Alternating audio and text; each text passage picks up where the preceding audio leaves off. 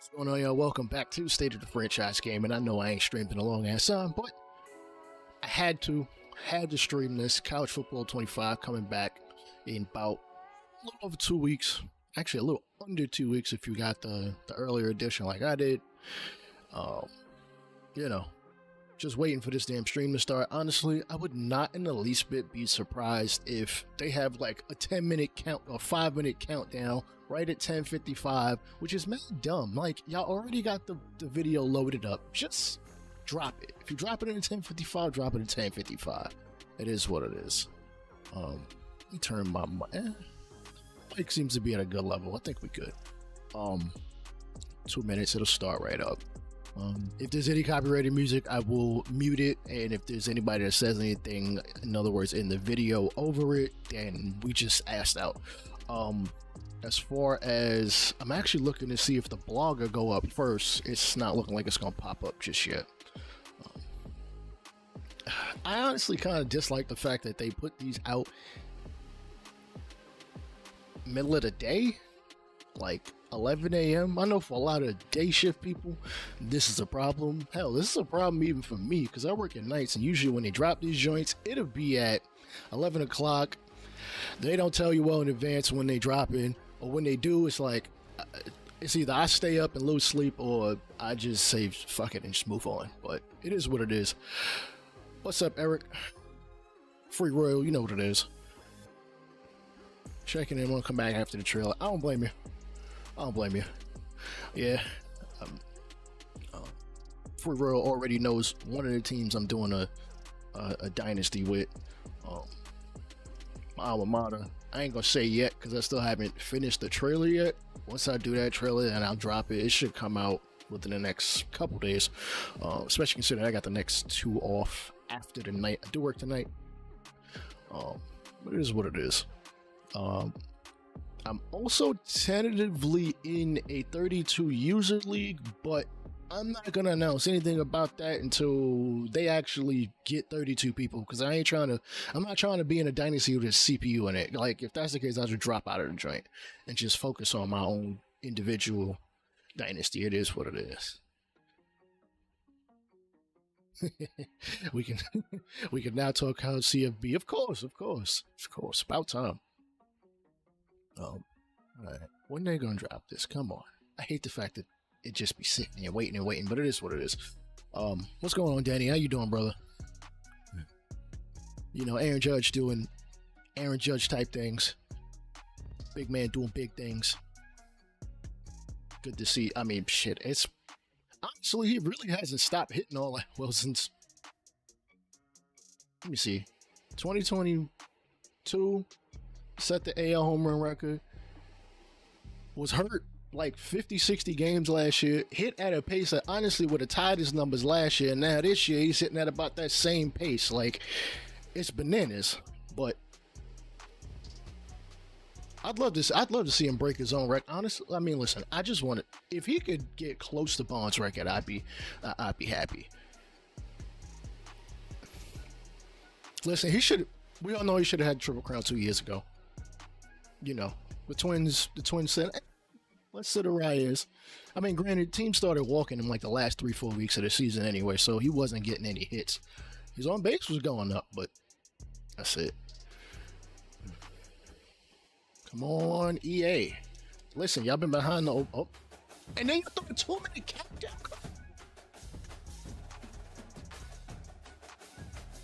Agony. And why you throwing Notre Dame? I hate Notre Dame. And Oregon. I don't like them neither. I'll turn this down if this seems a little. Actually, I'll turn myself down. We might be at good levels. Yeah, I don't care for Oregon. Honestly, I blame Chip Kelly for that. I never liked him. Or Mariota. Florida State, I hate them too. I am a Miami fan, in case y'all ain't know. 2002 team was 01. I don't know why I didn't forgot at this point. It's either 01 or 02. No, 03. 03. Greatest assembled freaking USC. You lucky I like Reggie Bush. I hate Florida too. I mean, obviously I don't like Florida. I'm a Miami fan.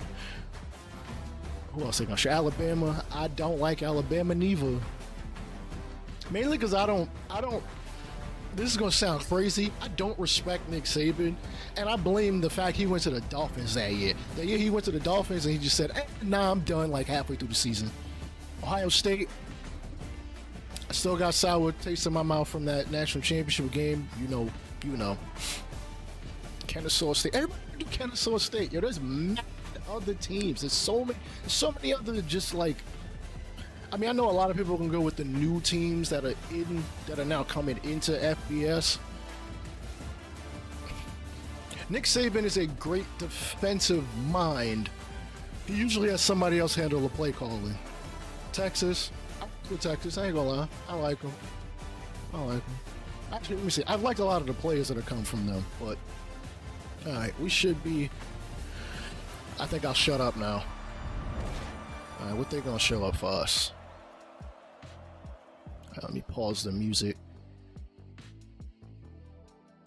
Ooh, Georgia State ain't bad. Street here with EA Sports College Football 25, back for another deep dive. This time we're talking about everyone's favorite mode, Dynasty. Damn right. Online Dynasty in College Football 25 can accommodate up to 32 teams, and you can play with friends for up to 30 I'll be a part of the 32 Today team we'll take league. a closer look at the new 12-team college football playoff, recruiting, the transfer portal, Change it and a ton from 12 of to maybe 16 options to make your program unique. College football has seen seismic changes over the past few years. And in EA Sports College Football 25, you can experience this new landscape while building your program the way you want. The 2024 season marks the debut of the new 12-team college football playoff, and you can play it first in the game months before the real thing. You could be the first coach to lead your school through the new 12-team playoff and hoist the college football playoff trophy. Team is going to be too terrible to do it. Year one. Recruiting is the lifeblood of college football, and in a world of unlimited transfers, managing your dynasty roster has never been more important. I like all the options we got in recruiting. Talent upgrades at the start of each season. The It's best not way points to anymore. build I hated a that. powerhouse is to recruit through the high school ranks. So let's fill up your recruiting board. Each year, over 3,500 high school recruits are generated from all over the country. They said 4,000 would be the number. Representing real-world hotspots for blue-chip talent, like South Florida and Metro Atlanta.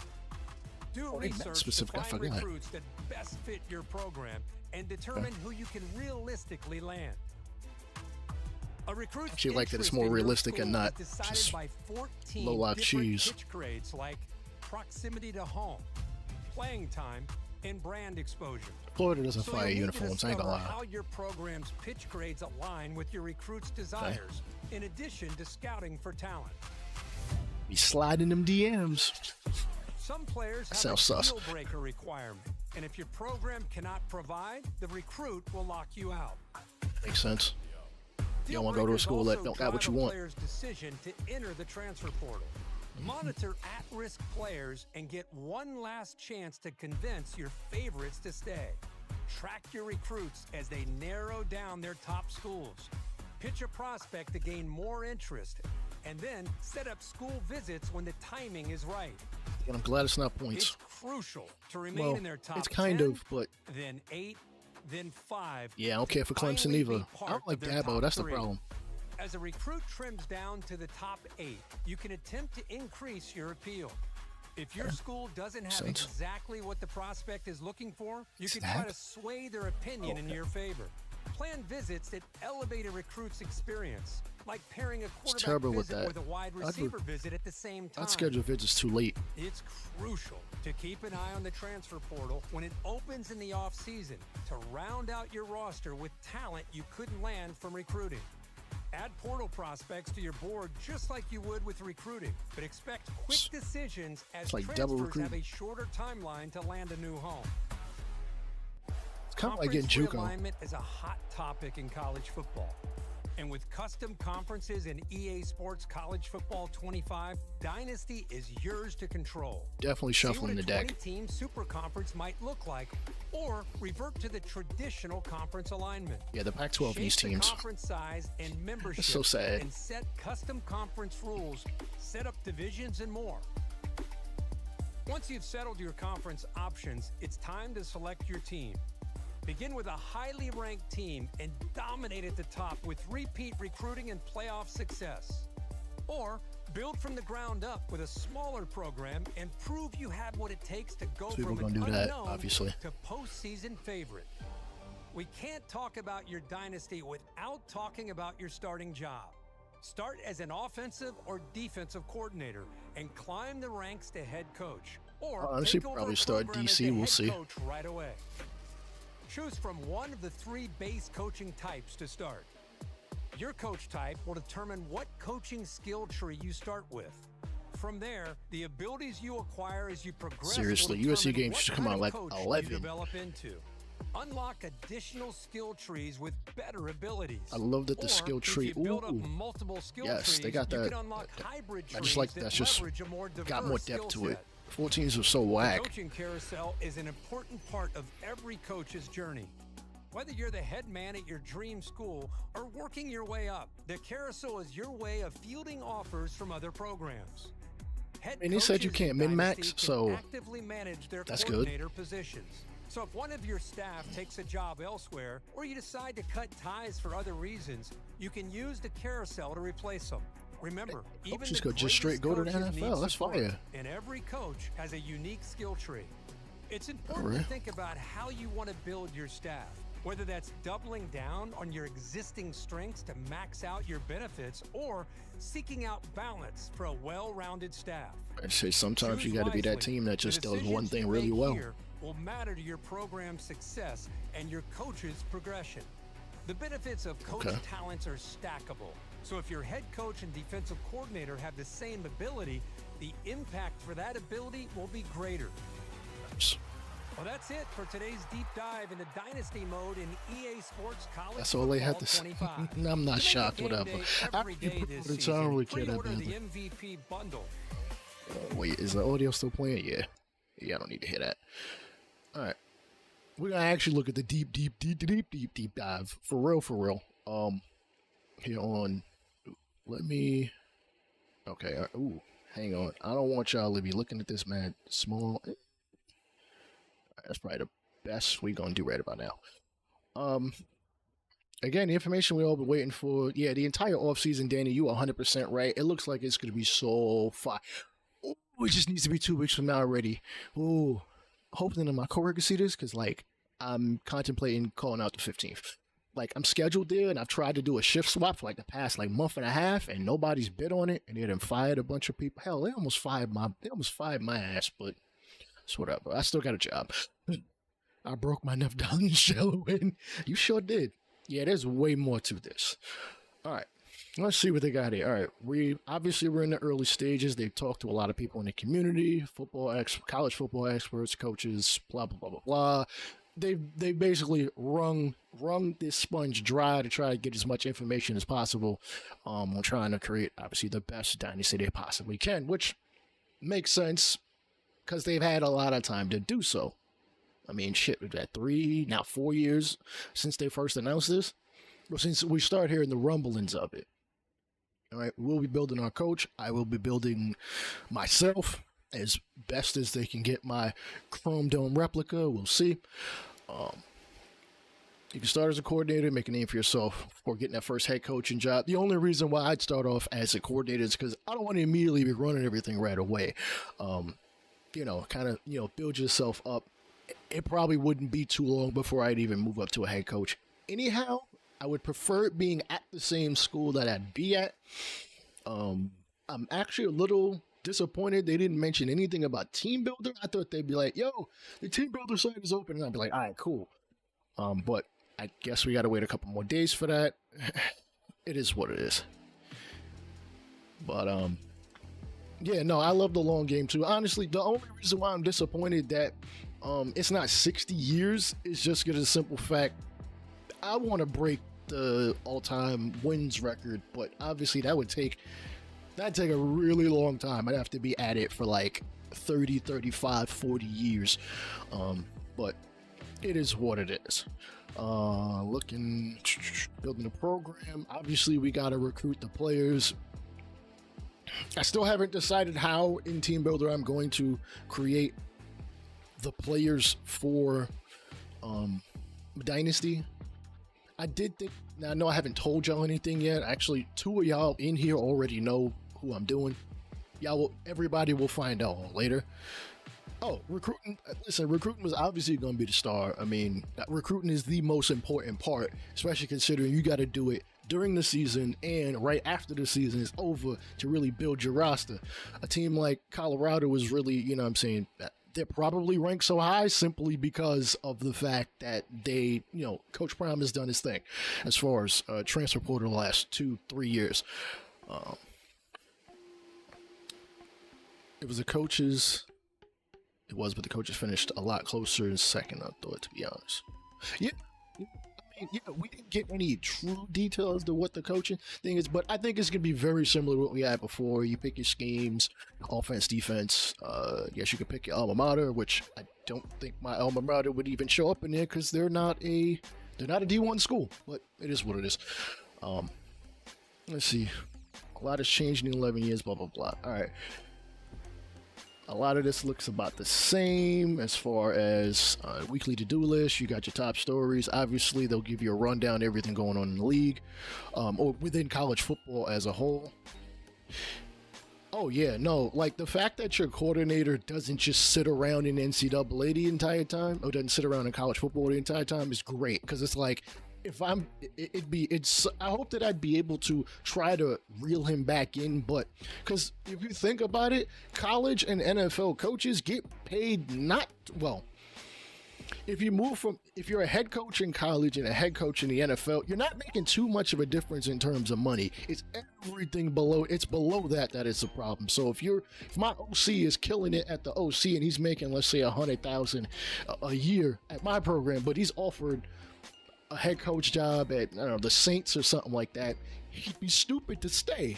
Like, I'd have to pay him a hell of a lot more, in theory, to keep him. See, I'm not seeing anything too crazy as far as this screen. Oh, y'all can't see my mouse. As far as this screen is concerned, but the lane griffin career is now possible. You 100, yeah. Go in, you know, be a OC, be really good at that. Go to be a head coach and suck ass at it. Then go back to college and go be an OC, and then get called back up to the NFL and suck even more ass. Like, yeah, oh, it's great. It's gonna be phenomenal. Let's see. We found out what both current and former coaches broadly fit in the 3-man categories. They're either recruiters, motivators, or tacticians, and that makes a lot of sense. I'm hoping you can. I would think you'd be able to blend maybe 2 out of the 3 or all 3, but one be higher than the other. There's one issue that may arise if you make promises recruiting, they don't come back. Will it come back to bite you? I've actually heard that would be the case. I've heard that would definitely be the case, which it makes sense. The transfer portal now is like, players were transferring in the older games, but now, like, it's like you're seriously going to lose them. And because we're able to keep track of, or at least they're going to give us some rundown of, what a player's promises were or what we promised them compared to how they feel about it. Because say my number 2 running back is like, I came in for the playing time, but the dude in front of me is straight Heisman candidate. Like, I can't get no burn. He's got 2,000 rushing yards in 8 games. Like, bro, you got to let me rock. If he's expecting to get more carries, I would hope that they would say something beforehand. Like, hey, coach, it's week 6. I done got 4 carries the whole season. Like, come on, let me get some burn. Let me get 10 touches. I would hope that they would at least be like, hey, put the bug in the coach's ear. So you'd be like, all right, I'll play you. Now, if I'm a DC and I got nothing to do with the OC or the head coach, that's on them. Like, I can't do nothing about it. Is it true I'm gonna take over for Nick Saban in Alabama? No, I don't. I'm not sure if I'm welcome in that state as a college football coach. Did I ever have to do the maze? No, I did not. I did not have to. Well, not that I can remember. No, I was a volunteer, so wasn't really subject to a lot of the stuff there. I kind of came in and went in where I could. But you promise the kids, if you promise the kids to start, you don't. He should leave or it should affect the chemistry. If not, recruiting kind of doesn't mean much. I 100% agree. What's good, King of the North? Maybe I'm wrong, but it seems like Madden needs to start from the ground up with a new game.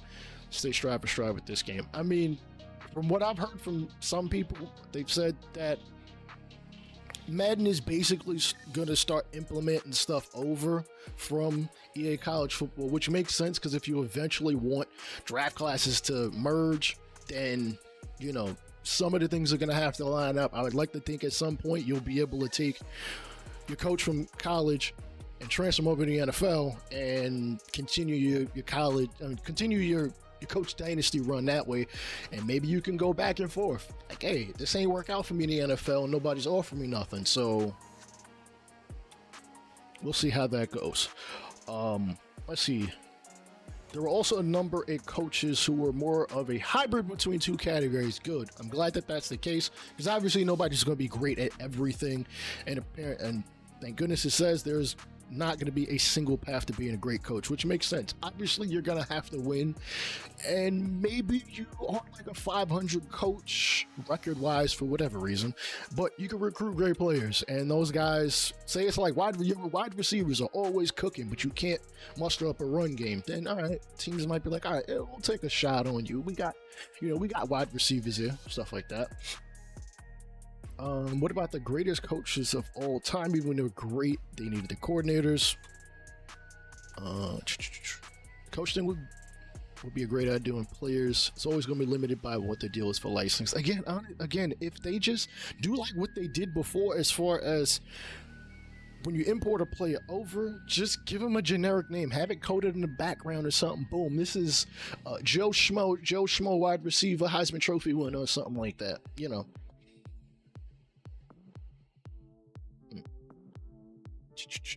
Okay, the world of college football offense is changing quickly. They had to pivot. I still can't believe Alabama won 6 out of 8 national championships, which is nuts, including probably the worst. What was it? Alabama LSU. This was like a decade ago. Fam, I fell asleep during that game. I think it was like a 3-0 game for like 3/4 of it. I'm like, this is boring. Mind you, I like watching defensive games. To translate it over to basketball, Spurs versus Pistons, I loved watching that. Granted, it had some boring times because nobody was scoring, but hey, dude was getting shut down. All right, all the research. All right. The coach experience centered around 3 goals from what they said. The real world. Obviously, you can't be great at everything, and a rock, paper, scissors relationship between coaches types with no dominant progression path. Good. As long as there is no meta with this, I feel great. They played here earlier, I think it was 7-6. It's about as bad as Georgia TCU. Yo, I was in Atlanta for that. And like, I was over at my cousin's house, and yeah, they started watching the game when me and my girlfriend and other fam showed up. I got my first drink. Yo, what happened to the score? Why is it like 21-0 in like 2 minutes? What's going on here? I felt so bad for TCU. I felt so bad because like this was their shot to really at least keep it competitive. Georgia straight wiped the floor with them. It was disgusting. All right, coaching progression starts obviously with playing games. I noticed they didn't mention anything about a spring game. I would think that there would be a spring game so you could, or at least 2 spring games, so you could get an idea how your new recruits and transfer players are. Because I would definitely love to see how they play, and instead of just like, well, we got some dudes, I don't know how good they are. You know, like I don't want to rely on overall to be like, oh, this guy is this good, because you could be a certain overall, and I'd be like, I just don't like how I play with this individual. So All right. Once you earn enough XP, your coach will level up to a maximum level of 50 and be awarded coach points. Coach points can be used to upgrade coaching abilities. Obviously, makes sense. The XP goals can be sync, game, weekly, season goals. Makes sense. Makes sense because you got a lot of things going on while you are a coach. Pro draft goals are based off of basically what it used to be. Basically, this guy was drafted in X round, even though we can't export him. I think in 14 that ended up being where it's like, hey, you can just, hey, this guy was drafted in the second round, blah, blah, blah. Individual game goals that range from a single play result like an interception. Oh boy, listen, as long as none of these pop up while I'm playing, I'm fine. Like them drive goals, I don't want to see them because obviously I'm going to try to get an interception or a fumble, or I'm going to try to do what I do without them telling me what I need to do to get more XP. Like obvious things, beating your rival, obvious things like beating a top 25 team, winning the natty, winning your conference, things like that should be obvious things that don't need to pop up. And again, as long as they aren't sitting there holding my hand all the way through it, I think I'm good. Recruiting, obviously, a success on a recruiting trail. It could be recruiting a single prospect recruiting a 5-star and full season, like sign the best recruiting class in the country. I can hide him. Good, thank you, because I'm not gonna want to look at that crap. I'm gonna be mad. I'd be mad looking at it. Stats, weekly goals like ranked in the top 10 for season goals, 4,000 pass. So I think y'all get where this is going. It's basically the drive goals that you would have seen in Madden, obviously tailored to the college game. Again, I will be ignoring them to intentionally get XP. I'm gonna do what I do. If the run game ain't working 1 week, I'm not gonna run it for 150, 200 yards. I'm just like, we thought this week. It is what it is. There is an XP goal screen, which we can access in the coach tab. Also added 5 progression speed settings. You know I'm turning that shit to super slow to modify how fast coaches progress in your dynasty. Oh, y'all talking NBA. It's July. We ain't talking NBA. Listen, if we talking NBA, we talking the Knicks. All right, how about that? No, I'm kidding. Each time you complete a goal in-game, you'll receive a notification. I don't care about that. I'll just find out after the game. Kentucky. I think I once ran a Kentucky Dynasty amongst my own time one time. It was interesting. I'm sure it'd be much harder to do now because Kentucky's obviously a basketball school. I mean, Danny, Madden makes it easy to just be like, all right, I'm just gonna ignore this shit and just, yeah, sure, player, all right, cool. Let me just press, I don't know, left, whichever choice that is. Whatever happens, happens. Coach archetypes. They're introducing a new archetype based in the abilities before this game, just not she refused to come out. Tweak and refine. I agree. Can't get enough. I mean, it's just from what we can see so far, it looks like they've got a very nice, solid foundation. Obviously, one of the bigger questions for a lot of people is implementing NIL, which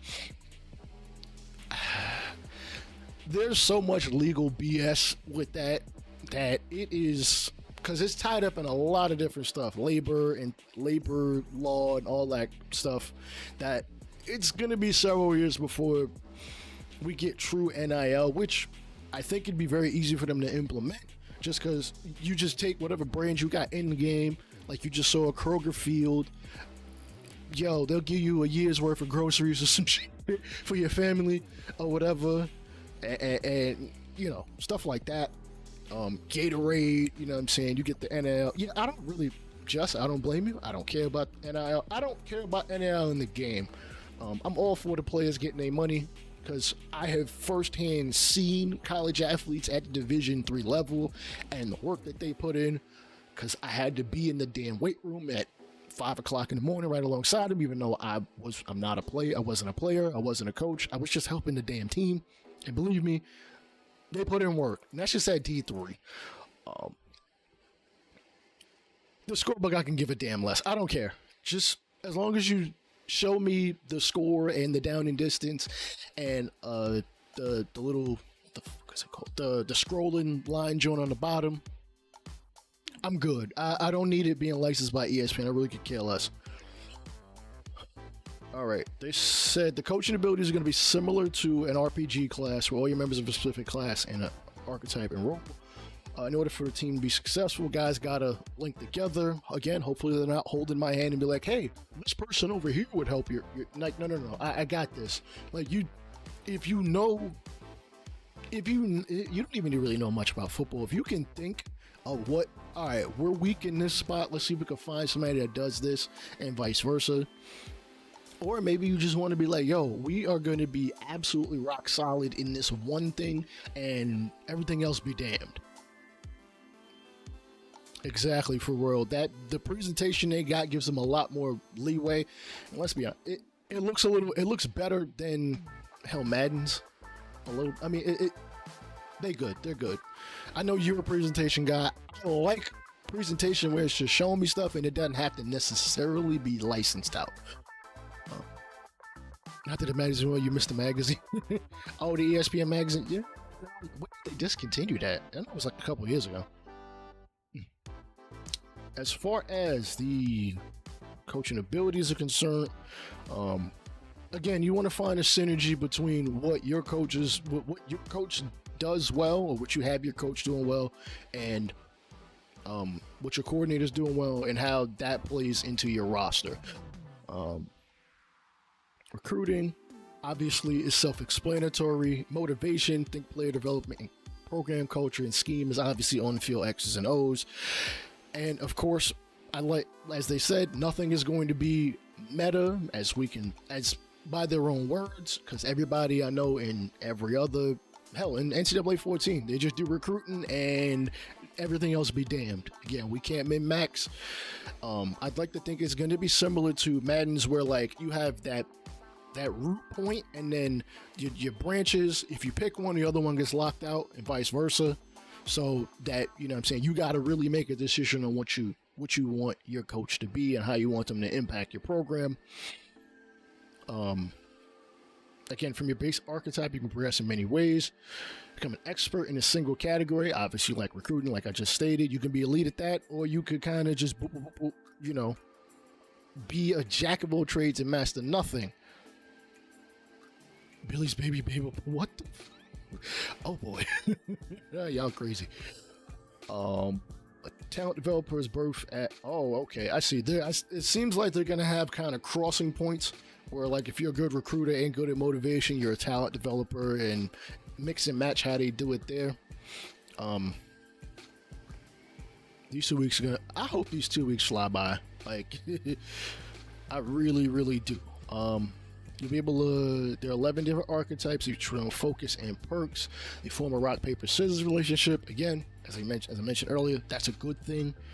So that no one thing you can be like, oh, I'm just going to always choose this path. Is that a Clemson thing? It probably is a Clemson thing. Listen, don't be quoting Dabo Swinney in my damn chat, okay? I don't like him. No, we good. I don't mind. No coach should be great at everything. Once your purchasing ability is no going back, is you will not be able to respec your coach. I'm assuming you won't be able to respec your coordinators either. I'd like to think that once you sign them, where they're at, it gets locked off, and then once they leave, that's locked off at that point too. Dabo is a damn cornball. He is a cornball. All right, in order to become a elite recruiter, you must spend 50 college points in the recruiter archetype and sign 2 top 5 recruiting. Holy shit, recruiting classes, damn.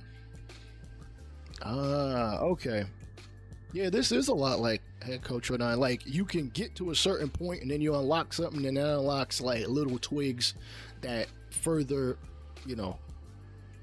event you shit. Probably with elite recruiter, once you sign 2 top 5 recruiting classes, you're gonna end up with a lot more players interested in coming in, like, yo, this guy over here is recruiting well, and if the open positions make sense, then you'll sign him. Or if you convince the guy enough, because you could end up like Alabama, where you got 5 quarterbacks on the roster and 3 of them either are or have gone to the NFL. It's like, well, damn, like y'all didn't sign those quarterbacks and then do transfers or something. When creating a coach, you'll want to select your base archetype, which makes sense, and then you move on from there. The other two will be available for purchase with coaching points without the need to meet any additional requirements. Purchasing an archetype with coach points unlocks a new set of abilities as well as new opportunities in the coaching carousel. They're going to mention more on that later. Each archetype has a perk when it's active. Example, Tactician, the winner perk, awards coach additional XP for every game you win. Damn. Well, so much for being a tactician, because shit, if my team is terrible, year 1, year 2, year 3, I ain't gonna be getting too many XP perks.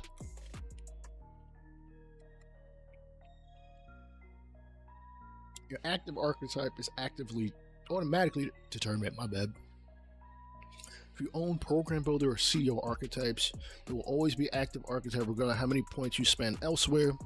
What's good, Brian? How you doing, brother? Appreciate you coming through this morning. All own coach abilities are always on. Okay, so basically once you select something, it's on. You don't have to worry about turning it on or off. Obviously you can't really turn it off. Not really, you can't turn it off at all.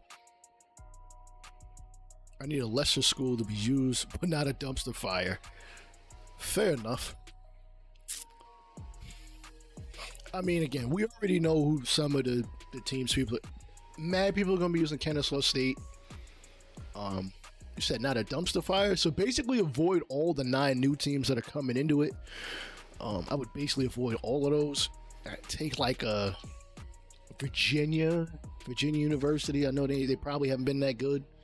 I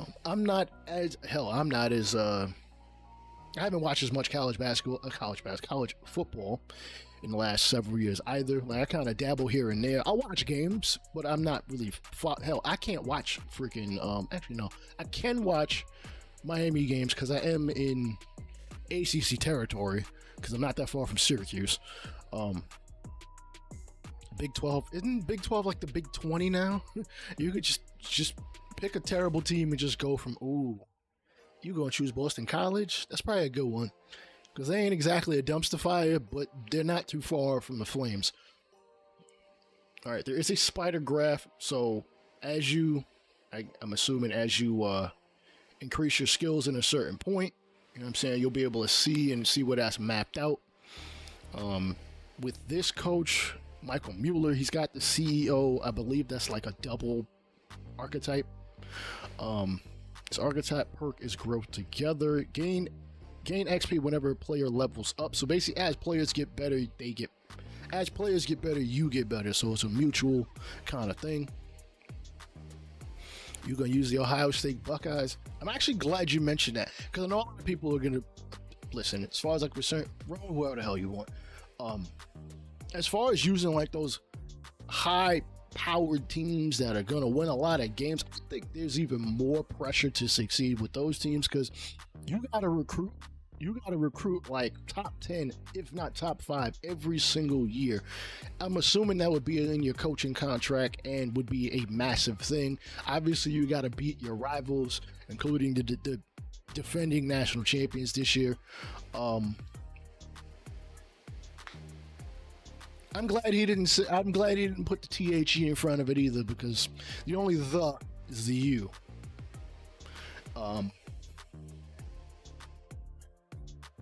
Yeah, there's a lot more to it. You basically got to keep that team near the top of the mountain. You know, you're gonna have to put that team in the college football playoff, if not every year, almost every year. Yeah, I'm sure they're gonna be. I'm sure they're going to be coaching contract parameters that are going to state, you need to at least make it to round 2 of the college football playoff 2 out of your 4 years, or your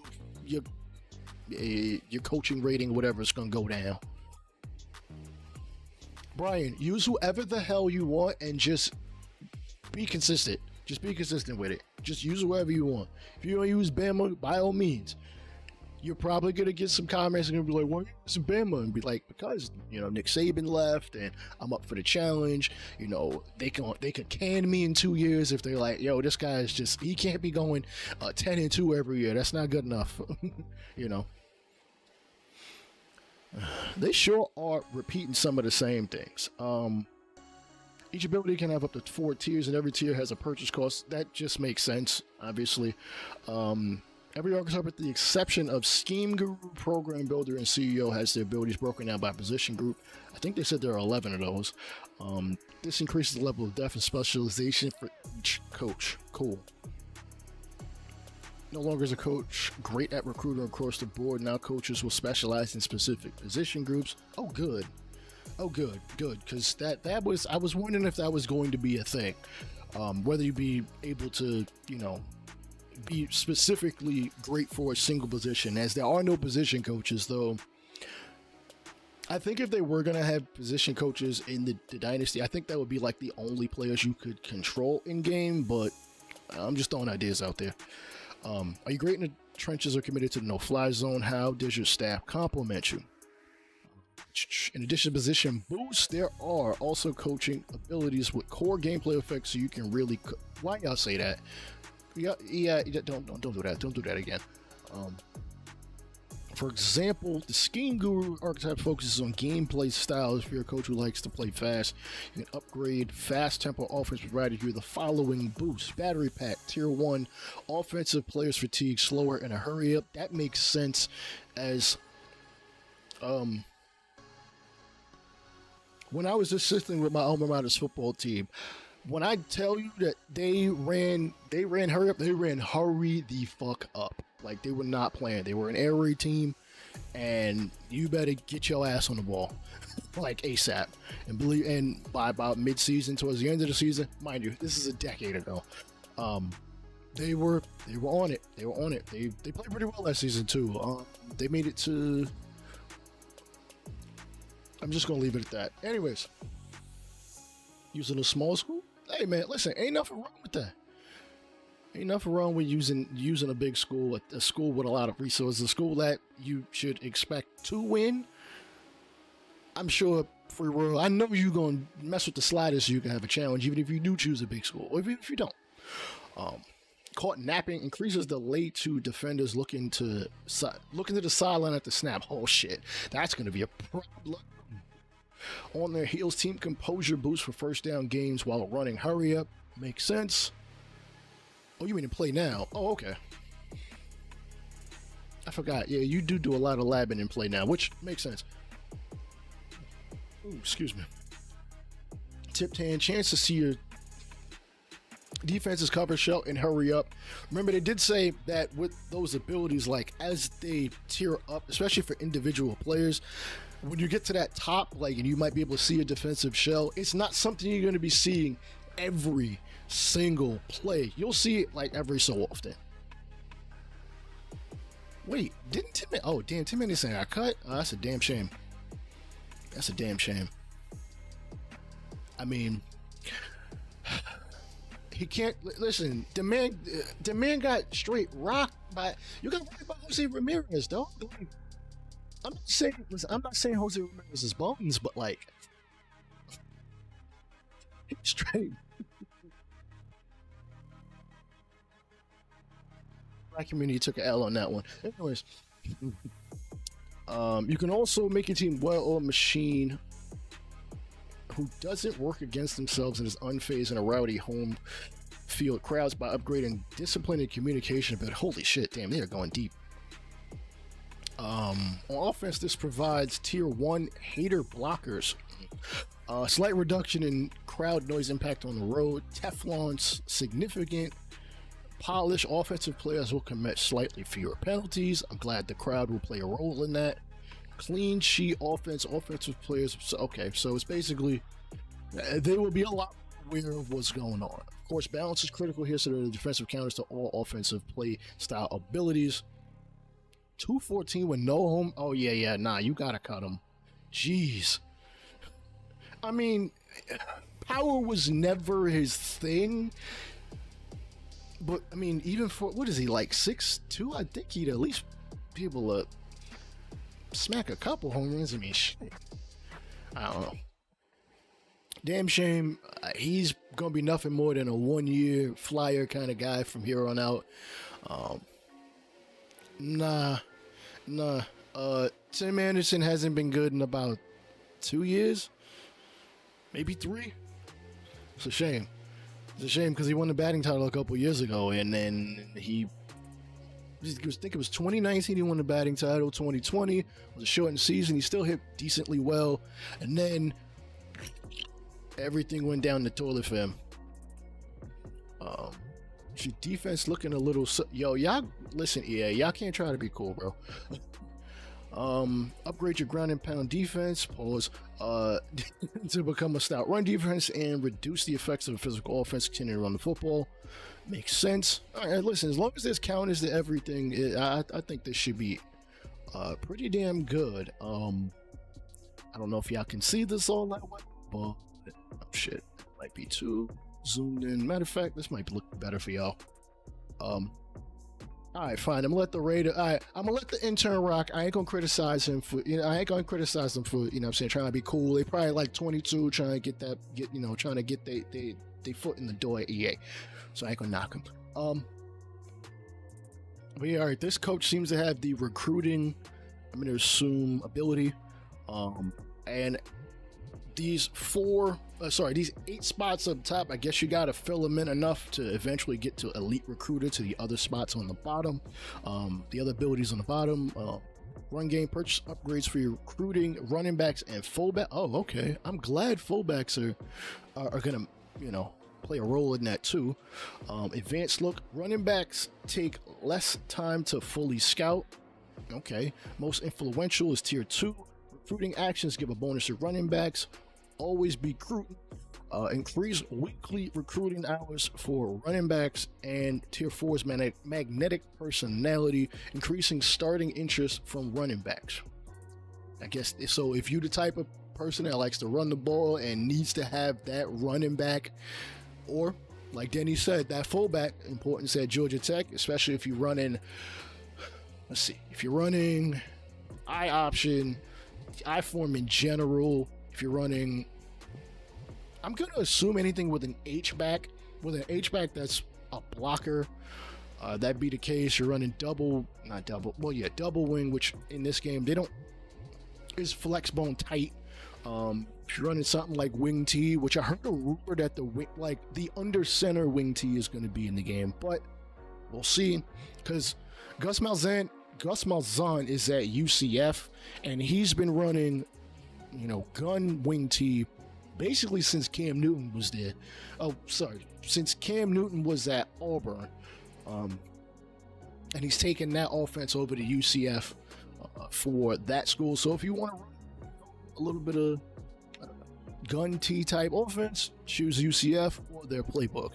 What about coordinators? Both coordinators and head coaches have the same set of abilities and archetypes available to them, leading to a natural progression from coordinator to head coach, and an increased importance on staff management where your coordinators either complement your strengths or shore up your deficiencies. Remember, no coach can be great at everything, so it's critical that your coordinators complement you. I'm excited to see how the younger, less developed QBs being able to see defense. This is better or worse works exactly. I'm guessing if you recruit a freshman quarterback, and I think it's like headstrong, whatever the ability is, I don't know. I wouldn't think that too many recruited freshmen are gonna have that ability to compose themselves to the point where they're gonna be completely unfazed by the crowd or big moment or national TV game or any one of those 3. But you never know. It's going to depend on traits, and if they have the same thing as Madden. Listen, if them traits work, we in for something amazing this year. All the abilities of your coaching staff, of your own coaching staff, all of the abilities your coaching staff own. What the fuck? Yo, English, y'all nobody proofread this? Whatever. Basically, you can stack those abilities, and it increases the effect of said ability. Madden did add a lot of stuff, which is good. The impact of the coordinator-owned abilities depends on whether or not the ability is related to their side of the ball. For example, a defensive coordinator QB Icy Veins ability, which boosts your quarterback's exposure at the end of the game, will have a much smaller effect than if a OC owned it. Okay, that makes a lot more sense. Yeah, as long as the traits work, the abilities will be just fine. The archetypes will be just fine. As far as what the devs have said, or what I've seen from tweets, is that these are not going to be OP. So if you're able to see the coverage shell, or you can see the entire play, it's not going to be an every down thing. It's not going to be an every, not even an every game thing. You might have to hit real specific parameters. All right, your quarterback is absolutely destroying shit out there. We're gonna let you see the shell, let you see the defensive coverage. And, you know what I'm saying? You go from there. Though, if I'm not mistaken, once you can see the shell, you won't be able to audible as the offense, or they won't be able to audible as the defense. Yeah, your coordinators will automatically progress their abilities and archetypes. You will not be able to control. You will not be able to control which abilities they purchase, nor will you be able to respec your coordinator's abilities. Okay. They said abilities are full-time things rather than monetary OP boosts. That's fine. That's fine. I'm all for that. I'm all for it being something like that. I'm hoping wear and tear keeps things curbed some too. I think it will. I think it may also depend on what your substitution parameters are. Positions like running back, receiver. No, there are no X factors. There are no X factors, which I love too, because I'm that was my number one. If they got X factors, I'm not playing this shit. Either that or I'm turning them all off. I love that the coordinators are separating themselves, unlike basically being an extra you in Madden. Yeah, as long as they're not out there, going crazy, because your X factor is activated and they can throw a behind the neck pass like it's NFL Street. You can view the abilities of your coordinators from within the coaching abilities screen by tabbing left and right with LB, RB, R1, L2, or L1, R1. Each coach will have a unique spider graph based on their abilities and archetypes they own. Pressing R3 will overlay, or right stick for those of y'all with Xbox. Pressing R3 will overlay all of the 3 coaching spiders graphs so you can quickly see where your staff is deficient. Good, because I'm going to be trying to look for a coordinator that really compliments me. My coach, I know I don't know because I haven't played the damn game yet, but I have an idea of how I would like to be as a coach, but once I see it, then, we'll see how things play out from there. Climbing the coaching ladder, your journey starts when you sign your first coach contract. When creating your dynasty, you'll have the option to select whether you want to be a head coach, OCDC, blah, blah, blah. All roles will have full control of recruiting, and be able to play both sides of the ball during gameplay.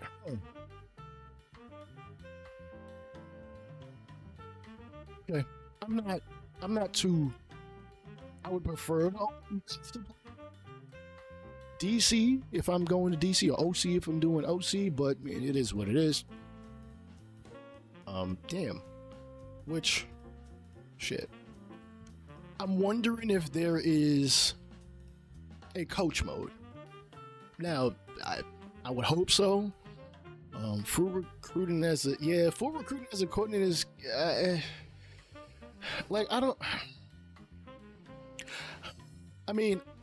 guess if you can, hey, head coach, I found this guy, and then it's on the head coaches to kind of figure, I don't know.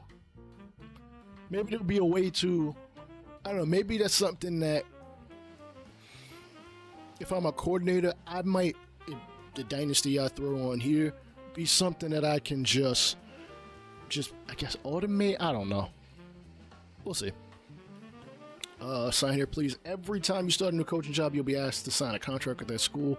The contract will have a set length and performance expectations, just like in real life. If you fail, basically, you could see yourself getting fired, or your coach prestige will probably go down. School expectations are determined by School's current prestige and program starting to better the school, the higher expectations. There are 4 types of contract expectations: winning X Games, winning the conference, making the CFB, and winning the national championship. Why is it only this 4? I would have expected it to be maybe a little bit more to it, which I think they did say that. Yeah, I essentially want to just be like, yo, can I just make the game plan and just boom, let shit rock out that way? I didn't think about that, Free Royal. Yeah, he said if you're the DC, you are at the mercy of whatever lineups the coach decides to put out there too. Makes sense. I may flip a coin to simulate if the head coach approves my recruit suggestion. Listen, whatever you gotta do to make it interesting. I might use a random number generator site where like 1 through 66 is the coach is like, nah, we ain't gonna go with that one, and then 67 through 100 is like, yeah, we'll do this.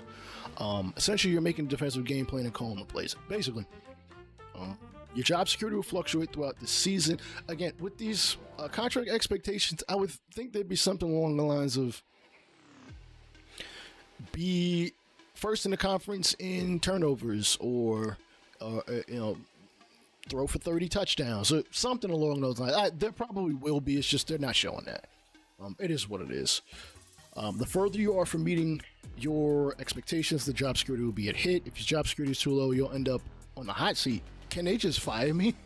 Like, yo, you went 0-12 this season. You gave up 50 points a game. Just get out. No hot seat. We burning your seat down. And you know what? You can walk home. We burning your car too. You can't drive home. Used to be the ones like beat rival. I would think that would still play a role in it. It's just, I don't know. They just didn't mention it there. It's weird. Of course, you don't like the possibility of being fired. You can always turn off user, coach, Dynasty. I want the ability to get fired. Though I probably shouldn't say that after shit. I just had a meeting with with my current job. I got written up for some stupid stuff. Whatever. Job security is a function, blah, blah, blah, blah. Wins and losses count towards their expectation. With that being said, not all wins and losses are created equal. Does make sense. Beating a higher ranked team will have a larger impact than beating one of the generic FCS schools. Similarly, losing to an FCS school is not a good look. No, it's not. All coaches have a prestige letter grade A+, or F through A+. Prestiges reflect the ability to meet contract expectations adjusted for school and the role that you have. For example, meeting expectations and winning 5 games at a small school have a significantly smaller impact than winning the SEC championship at a traditional powerhouse. At the end of your contract, school will evaluate whether or not you'll be offered an extension. You'll be notified that the school has decided to extend your contract, and it'll automatically be accepted. Oh. Okay, don't worry. Automatic acceptance of the contract does that mean you're unable to change jobs. You can leave for a new job via the coaching carousel at any point in your okay. Regardless of your current contract status, we auto accept extensions to protect you from inadvertently changing jobs if you send past a contract offer without interacting with it. Well, why wouldn't you just stop the simulation once, boom, hey, you're being offered an extension. You want to take it or not? Win the Natty or win the SEC, how much of a difference? Not much. Or at least the way college football is currently set up, it doesn't matter. You win one, you basically have won the other. Reviewing your contract, you can see your current and past job security, and your school season-by-season results for the last 20 years. The season-by-season results showing the team record if there were a conference championship and any bowl games they won in that season. I actually wonder what bowl games they were going to be in the game. Just being that, I mean, obviously the usual suspects for the college football playoff, and then all the Chick-fil-A bowls and all that good stuff. When you sign a contract, you'll absolutely look the last 20 years, blah, blah, blah, blah, blah. This looks just like 14. Not surprised. Let me see. Following the 21-22 college football season, 2 high-profile schools in LSU and at USC were looking for new head coaches. Both schools did what nobody did and saw coming and hired elite coaches from other high-profile schools. Suddenly, other high-profile jobs. So basically, there was a domino effect. Basically, those two jobs came open. 2 people accepted them. That means 2 other jobs that they were at, ended up becoming open as well. Be interesting as the actual points of bowl games. Bowl games are falling off something serious. I mean, I still think it would matter, especially for your smaller schools. Your schools where it's like, hey, can you just get the 500 and be a bowl team? Which actually I know bowls have had that exception like a couple times. Question with what the licensing situation with bowls is. There are going to be some awards missing. Yeah, I would assume there would be, because for whatever reason EA couldn't come to an agreement with them. Still don't understand how that's the case. Like, EA, you got the money.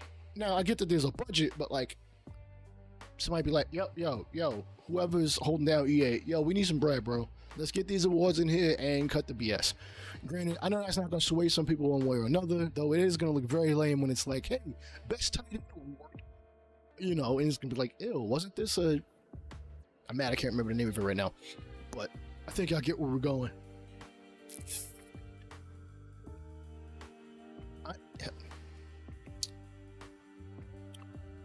Awards or whatever. I mean, 90% of fans can't name an award past the Heisman. You right.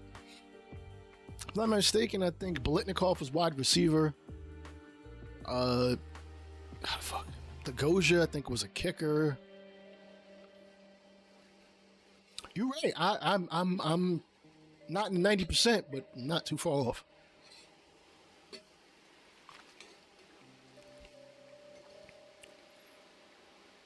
Yeah, the awards and the bowls really could be. Listen, if they come up with some generic names, I don't even care. That's fine.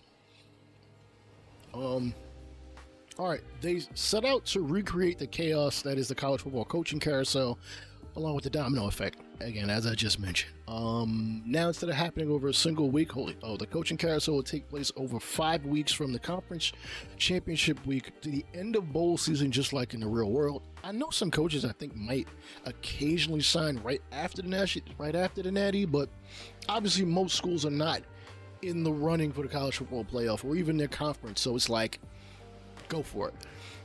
Additionally, the carousel is now a synchronous experience where a user can evaluate their offers without the need to wait on somebody. Oh, good, because I ain't want to sit in there waited.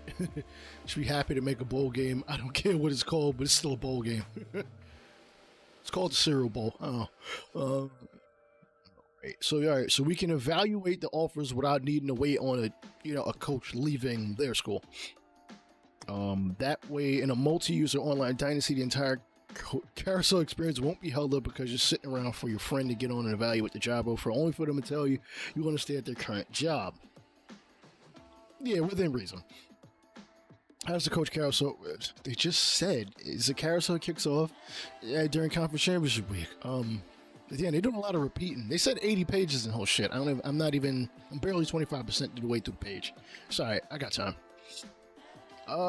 During this week, all coaching contracts are processed and schools determine if they want to fire, extend, or let a coach's contract expire. As a coach, I hope they would be like, I hope they would have those same things. I don't want them to automatically just extend me, but they said they would. I prefer they not. It is what it is. If your schools decide to fire, extend you, you will see an action item notifying you of the news. If you're a head coach, you will also be able to fire coordinate. Ooh, I can fire dudes? Like, yeah, like, why you gotta repeat? You got to repeat yourself. I mean, I get repeating for emphasis, but this is not a lecture. It's not lecture hall. Like, you're not taking a test at the end of this. If you receive any job offers, you'll be notified the action item titled "View Job Offers." If you did not, you'll have a generic action item titled Coaching Carousel, and then you'll go from there. Just because you didn't receive any offers in the first week of bowl season, if you didn't like the offer, so basically you can sit there and wait all 5 weeks before you, I guess, gotta figure something out. As schools hire and poach coaches from other schools, their previous jobs will become available as an unexpected job opening in the school to hire a replacement the following week. Reviewing a job offer, you'll see the school's new coach preferences and what happened to their previous coach and who the top candidates are for that job. Oh, okay. I like that. I like that. Once you accept the offer, you will stay with your current school until after the natty, in which all job changes are processed. Again, I don't know if y'all noticed in the video, coaches can move up to the NFL. I'm guessing we wouldn't be one of those. Yeah, at least they're all in there. As long as they're all in there. Saw an article that says all bowls are in at least by name and title. Some may be missing the stadium. The Orange Bowl might be the biggest one. I'd be like, yo, this has to be in the game. Not like I'd ever end up in that damn thing. Like I'm gonna end up in it for a while. But yeah, as long as the names are there, it is what it is. If you accept a head coach position, you'll be able to manage your staff and hire coordinators at your new school during the rest of the carousel period. If you were fired or your contract expired, you did not accept a new job before the end of the carousel, you will be automatically placed on, oh shit, you're going to be placed on a new team? That's crazy. That's crazy. You know what? That could be interesting. It could be interesting to be like, you know what? My wife, like, we going back and forth trying to figure this out and trying to get divorced. Oh, y'all just going to give me a job? Damn. How do schools determine who they want to hire? Each school has a school persona, which determines what they're looking for in their next head coach. Schools will evaluate candidates in the following criteria. Level, obviously. The higher coaches level, the more powerful and abilities they have. Schools are always looking for the highest caliber coach they can find. Scheme. Certain schools, like the military academies, want a coach who runs a specific style of offense or defense. I'm glad that is the case. I would think,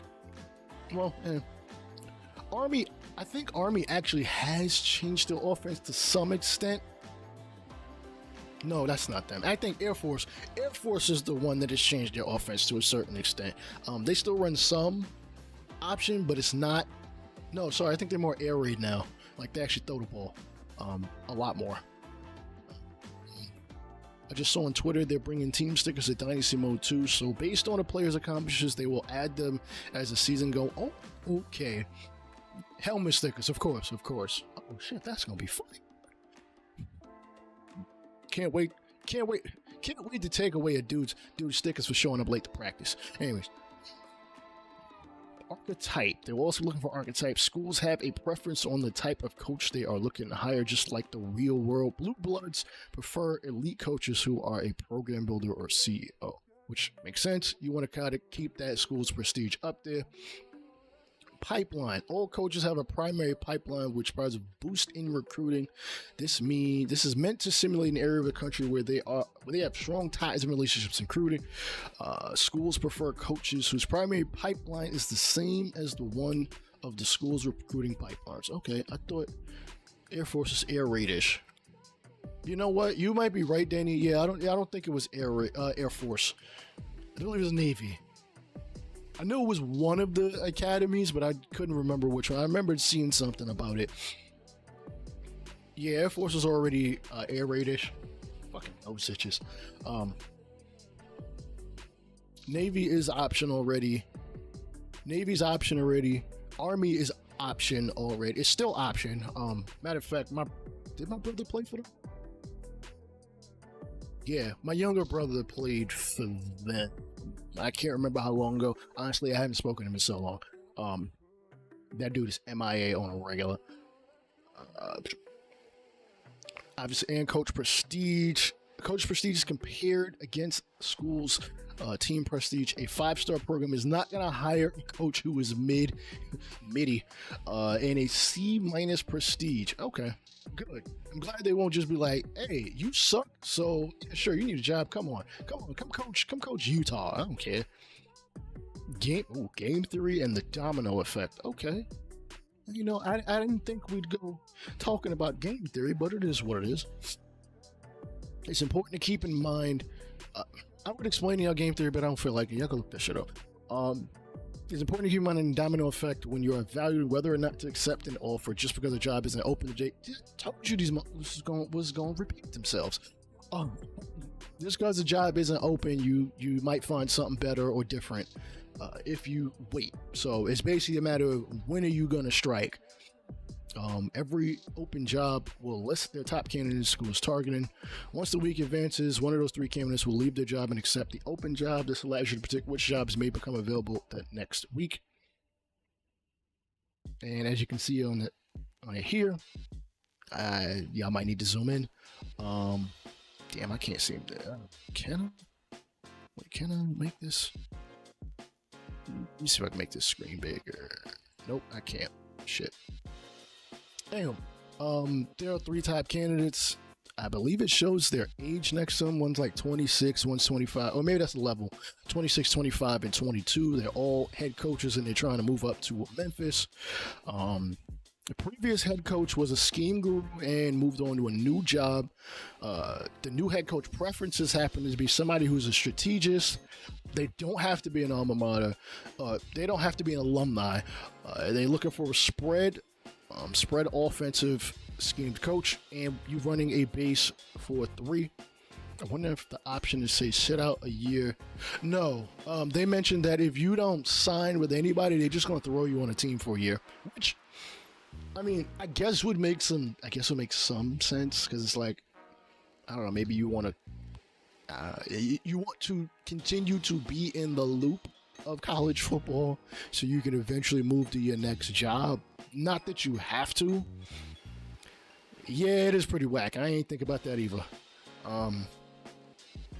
Yeah, this is... Alright, here the staff moves. You get to see a list of all of them. Apparently, Bates has been... Some dude named Anthony Bates seems like he's been fired. Oh, no, okay. I was going to say, it seemed like he'd been fired twice. It's not. He was fired from Cincinnati, moved on to Toledo. There's a guy in the middle here by Tennessee. A. Lincoln, whoever he is. He's got 29 talents, and he has moved on to the NFL. So you could just completely lose somebody to the NFL. You need the option to get an announcing for the next year. Yo, for real, to be like, yo, you know what? I ain't gonna coach this year. I'm gonna go see what Pat McAfee doing on College Game Day. What's up, y'all? Let him marinate. Hell yeah. Managing staff. All right. Blah blah blah. You can hire and fire. Blah blah blah. You're not allowed to be graded anyone and everything. Managing staff starts during conference championship. Jesus Christo. Every coordinator has a standard 2-year contract. Once their contract expires, it will automatically renew for another 2 years. If you don't like them, you can always tell them they're fired. If your coordinator has a year or less remaining in a contract, there is a chance they can be poached or leave for another school. If this happens, you can replace them, which makes sense.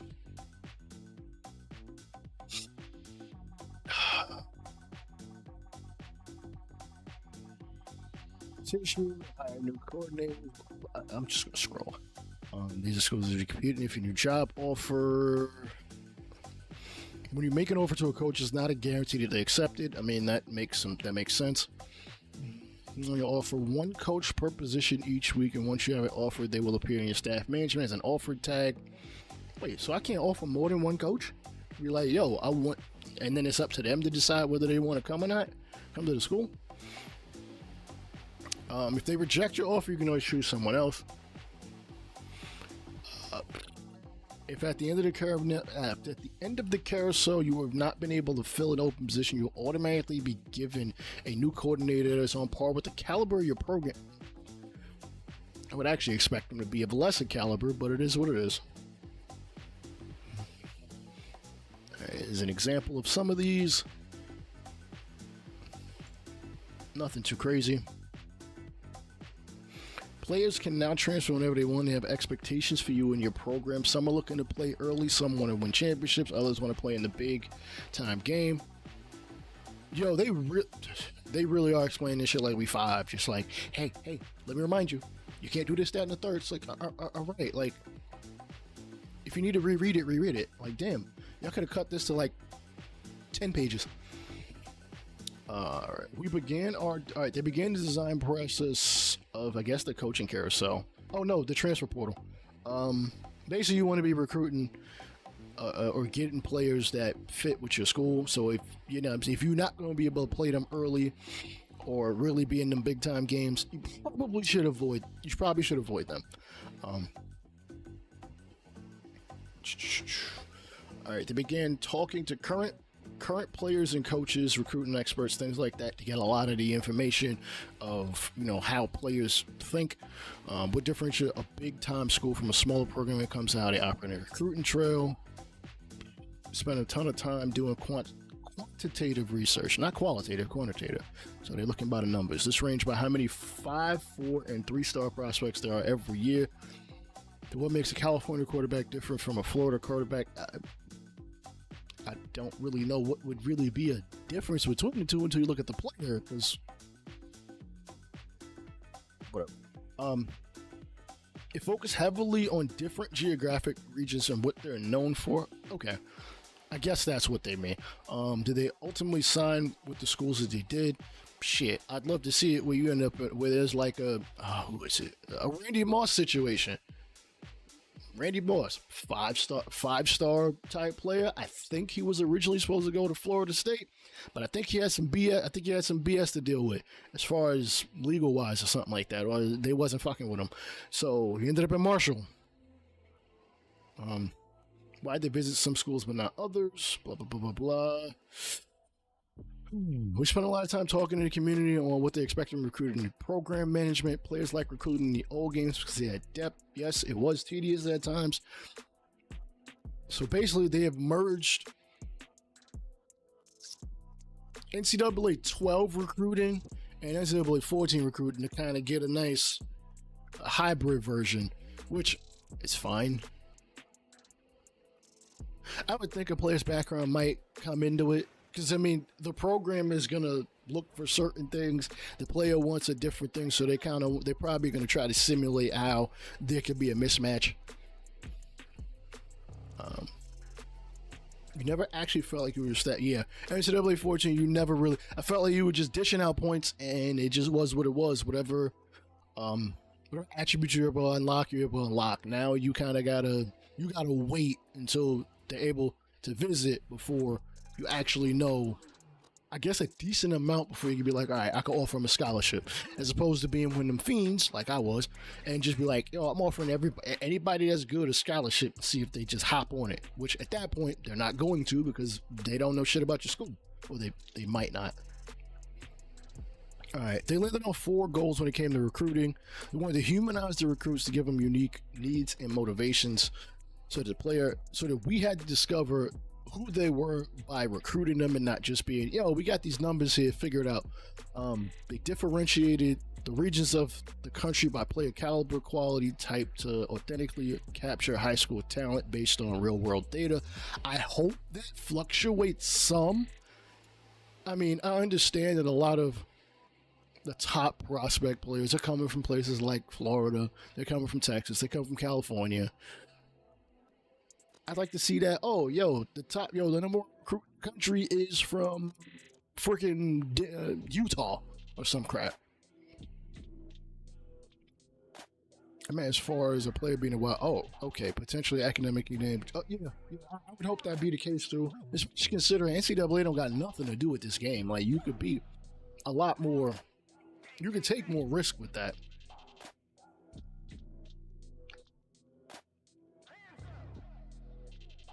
I think Shador would be in the game. I mean, Arch Manning isn't, but it is what it is.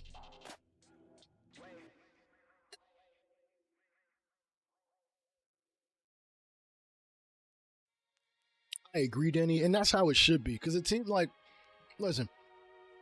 Alabama could recruit, 4 of the top 5 linebackers in the country, and they're all middle linebacker types.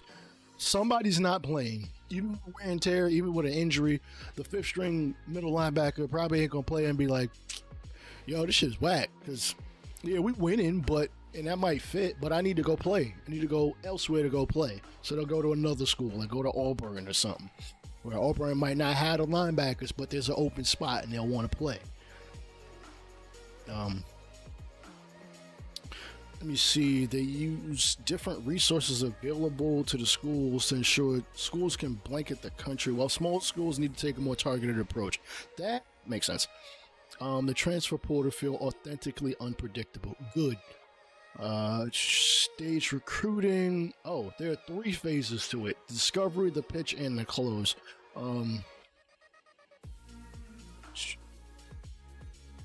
It begins with discovery in this initial stage of finding which prospects to target. I'm guessing that's the preseason recruiting alongside week 0.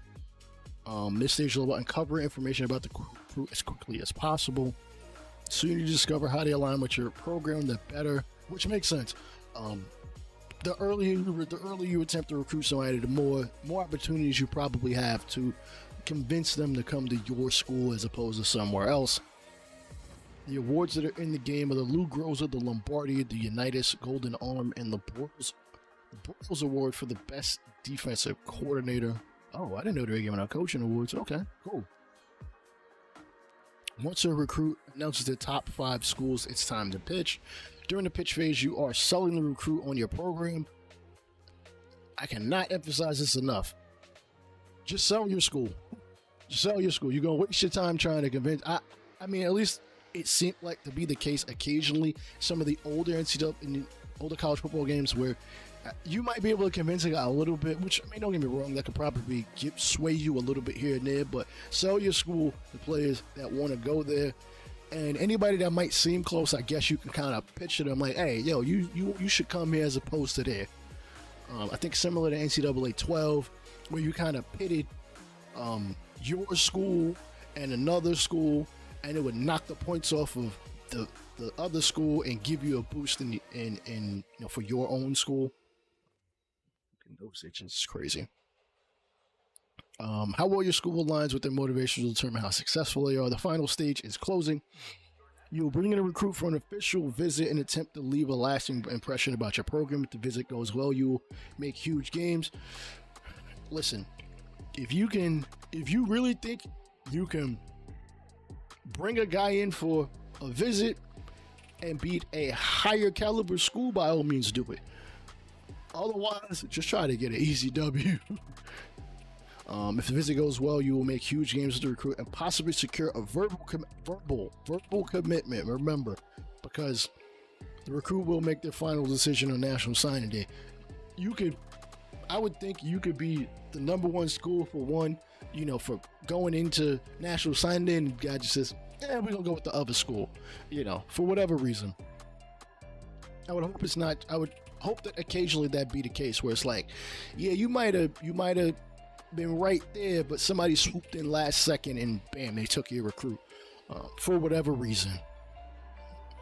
They're talking about 134 ways to play. Every school is graded from D- to A+ across 14 different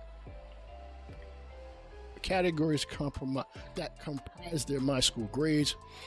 These grades define who a program is and what their strengths and weaknesses are. No two programs are the same, and grades will dynamically change.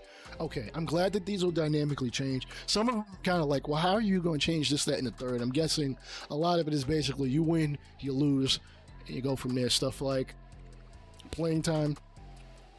How long will it take a player to become a starter at their position? Playing time is individualized to each recruit and based on their position group and overall. I hate the fact that overall is going to play into it. I would hope it strictly be by snaps. Like, hey, you're going to play, like, say I'm playing a 3-4 defense and I've got 2 middle linebackers, and middle linebacker 1 basically can be the 2 out of the 3 main downs, but I have to swap him out come, you know, the third down. He's got to be my third down middle linebacker because the second guy plays the coverage a little bit better. Like, I would hope they would kind of play it by that, because like that second linebacker is still getting burned. The first linebacker is still getting burned, but who knows? Playing style, representative of how you play. Every player archetype has a stat that is tracked over the course of the season. How high that stat is, not stat. I wish they'd not call it stat, but whatever. I think stat is in the game and attributes as this is what the player makeup is, but that's neither here nor there. Relative to other teams determine your grade. For example, field general quarterbacks playing style is driven by passing yards per game. Okay. Damn. Okay. Because I would say if I run an option and a guy is kind of more balanced, like, is that going to throw things off? If they even have something like that. For Royal States, he's got some insight from OG personally about something else that worries me. They won't bench games. They won't bench guys for bad performances in game. He said it's rare, if not extremely rare, that happens. Shit. I will be benching some. Listen, if you're not playing well, or if I don't seem to be playing well with them, I will bench them. This is college. Like, come on. If it's a QB in competition with another QB, I wish they would bench guy. I agree. Hell, I was gonna say, like, I think I've seen teams change their quarterback out in the middle of a national championship game. Like, listen, if you're not playing well, you're not playing well. It is what it is. I guess that's the CPU logic. That's something that they gotta do. Yeah, I really want to see CPU teams be like, yo, this running back is fumbling his ass off. Like, we got to get him out the game. You have to. You have to. You're wasting it. Like, you're wasting the rest of your roster. You know, yeah, there's not room for that next man stepping up and overtaking that previous starter like you see in college football all the time. Even if they might be better, this guy is playing better, so likely take reactive overalls to make this happen. I would think that the overalls are going to change based on how they play. I guess if there's enough of say your starting running back is a 75 and the backup is 70, it might take a while before, you know, one goes up, one comes down, you know, but we'll see. Championship contender, how close the team's winning the championship. It takes into account the team's current ranking and roster composition.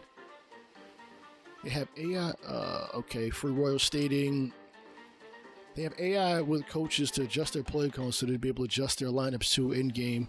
He means like during the game instead of overtime. Okay. Yeah, I mean, shit, listen, there are plenty of times where the starters just, this isn't working today. This isn't working today. We gotta go with somebody else. You've thrown 3 picks in the first half. We down by 28. So, yo, we gotta get the backup in here. Madden, they bench guys week to week that don't have higher overalls. You'd think they would carry that over. I don't know. Maybe that might piss too many people off. I don't know. I think it's okay to piss the casual off occasionally. Like, listen, man, this guy is. I mean, but if you're controlling all aspects of the team as the head coach, or it doesn't even matter. You can be the defensive. As you can see, you can be head coach, OC, DC, and still be controlling things on both sides of the ball. I plan on benching guys that don't seem to be working within reason. Program tradition, the holistic view of a program's history and success over time determined by conference and national championship wins, total wins, and awards won. That makes sense. I would expect that to fluctuate over time. Campus lifestyle, representative of the city and surrounding areas in the campus as well as the campus itself. This grade cannot be changed or impacted. Okay, there's something in here that once you said it, you said it. Yeah, if your QB done threw 3 picks and fumbled 4 times, you know, and you running flex bone, it's like, yo, bro, you got to get out of the game. Stadium atmosphere. This is driven by stadium's toughest places to play ranking, which is determined by the team's historical performance in home games. I'm guessing that means even as you go on into the Dynasty. So if you're 10 years in and your team has been winning a lot of games at home, you'll be considered a tough place to play. Though I'm thinking you might not be able to change some of the, I guess the attendance. In other words, you might not be able to build onto your stadium. I've heard you might be able to. It's kind of, we'll see. Pro potential. This is a projection of how likely it is that players on the current roster will play on Sundays. Fair. Brand exposure. This grades a team's overall brand recognition, the potential NIL opportunities a player could get at the school, and how often the school plays in primetime games. Okay, at least it's not just, hey, this is a big time school, you're gonna get, or this is a big school, so they got money to pay. Because actually, schools are not paying NIL. It's complicated. Depends on where you live.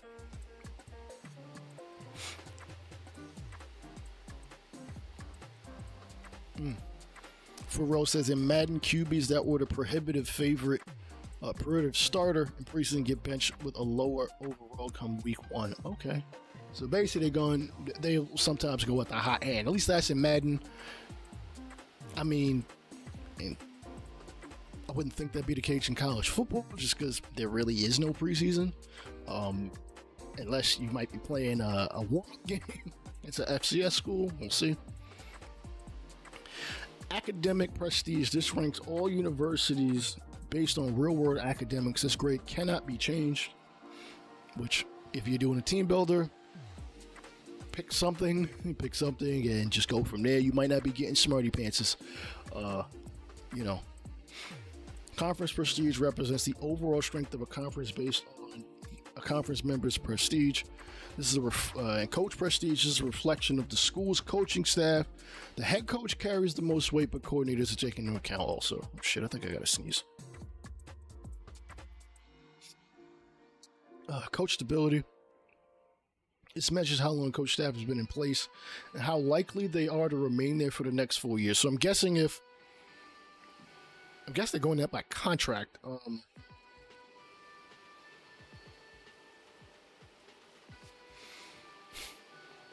Yeah, not having that be game break. Like,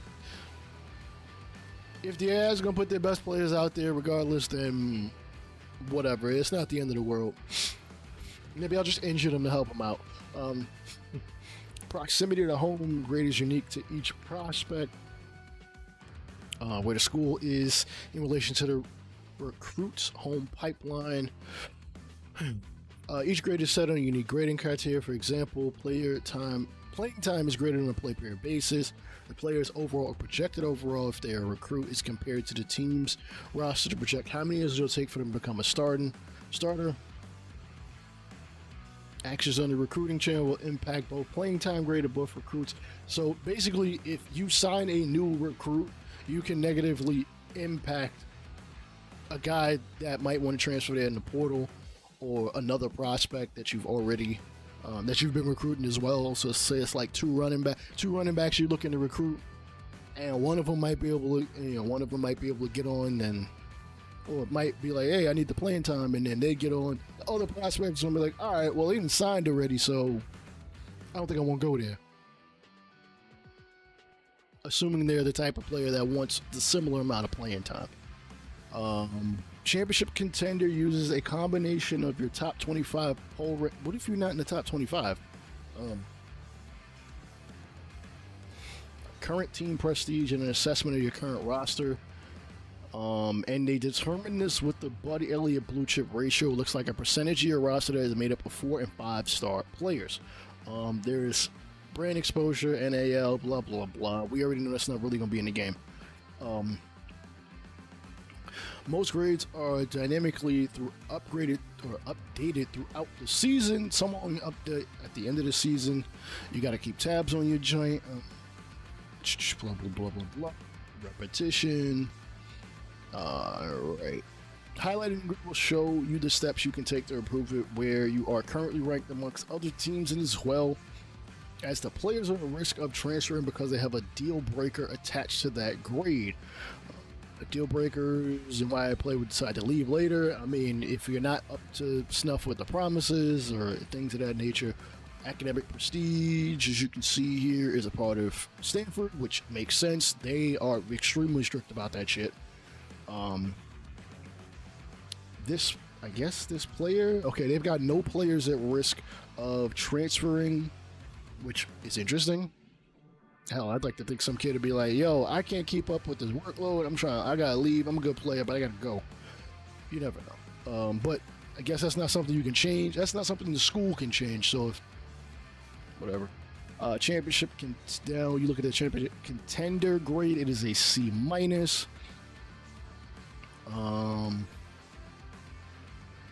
Let's see, they have 3% of their roster is 4 or 5 star, which is apparently has a very high impact if you get it to that level. They got a couple players that might transfer, an 84, a 79, and a 74 overall players. Okay, and all right, each week, let's see, weekly advanced summary. Okay, so the Ben Simmons type shit. Listen, this is what it is. This is Arizona State Sun Devils. See, there's a risk of transferring. 2 players are in the orange. It means they're more likely than not to leave, I'm guessing. Oh, okay. Team prestige grades teams on a 0 through 5 stars with a half-star increment based on their my school grades. Very few programs will achieve elite 5-star status. Even fewer will be able to maintain it for a long period of time. And that prestige obviously plays a role in recruiting. 3,500 recruits across the country. Every class is going to be different, so hopefully it's not just, hey, this, we got 5 years in a row we didn't have the quarterback from Central Florida that just is 5-star every damn year. Some years have a plethora of great quarterback talent, others have fewer great prospects. That's fine. I'm good with that.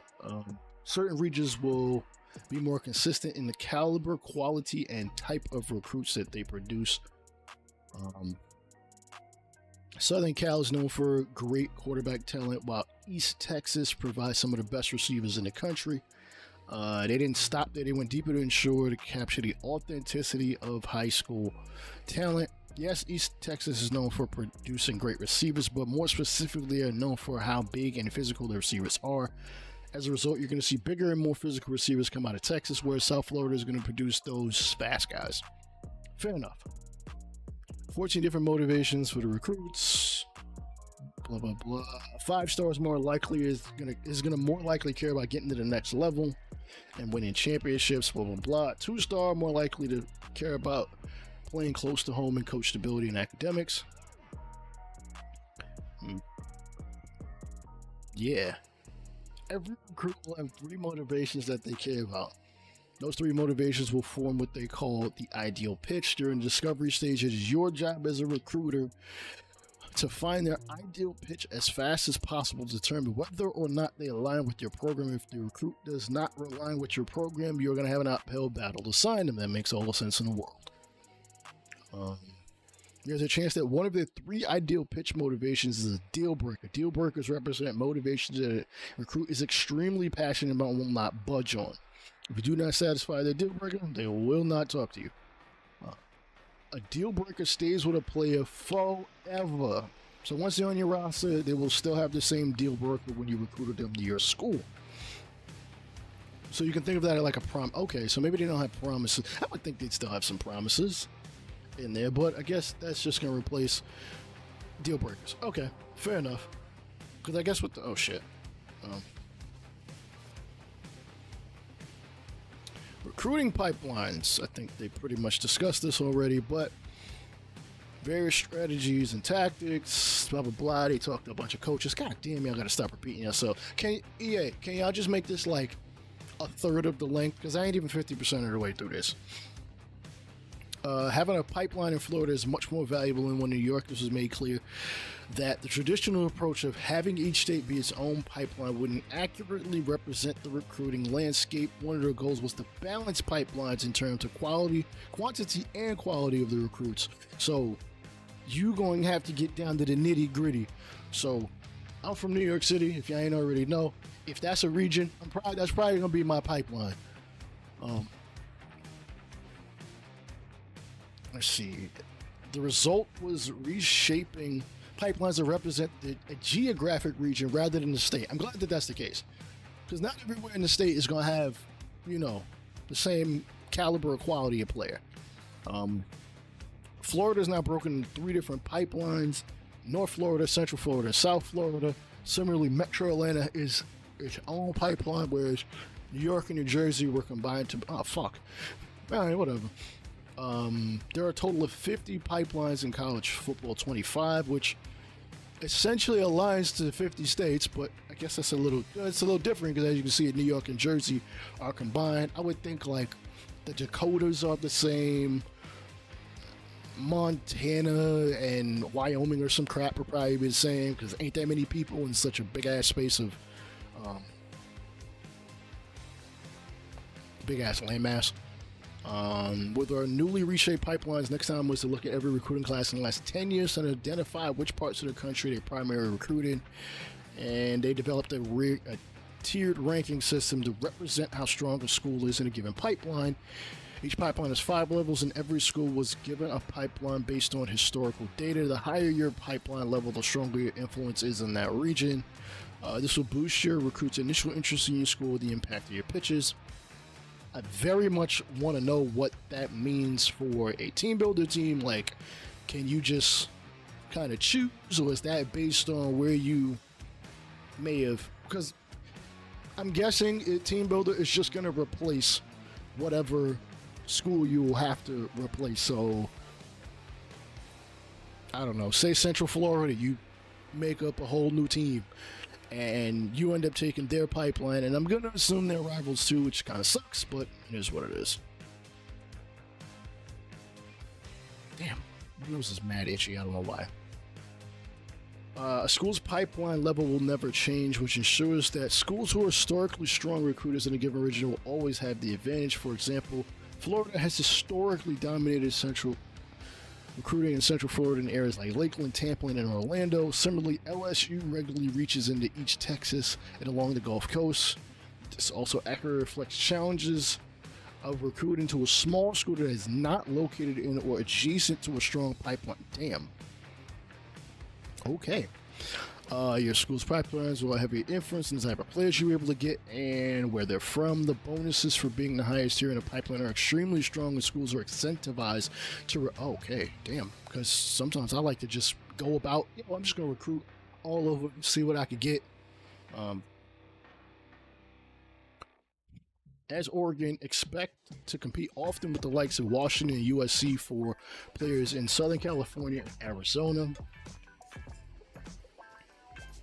Together, pipelines and deal breakers create a much more realistic and less exploitable. I don't want to be able to exploit it at all, but yeah. Like, that even as a small school, you might be able to establish a new pipeline for yourself. I don't know, we'll see. While it's still possible to land 4 stars at a small school, it will require the right fit and a heavy investment of resources and time. I hope is that you'll no longer have to make custom house rules in your online, bro, what about offline? I'm talking about offline. Oh, to prevent your friend from cheesing the system. I mean, low lock cheese. It's kind of stupid. Excuse me. It means recruits from Atlanta are more likely to schools in the Southeast as their initial top schools. However, some prospects will look to leave home and play for a school further away if schools outside the region better fit their needs, or they don't consider any of the schools in the area good enough for them. Okay, good to see.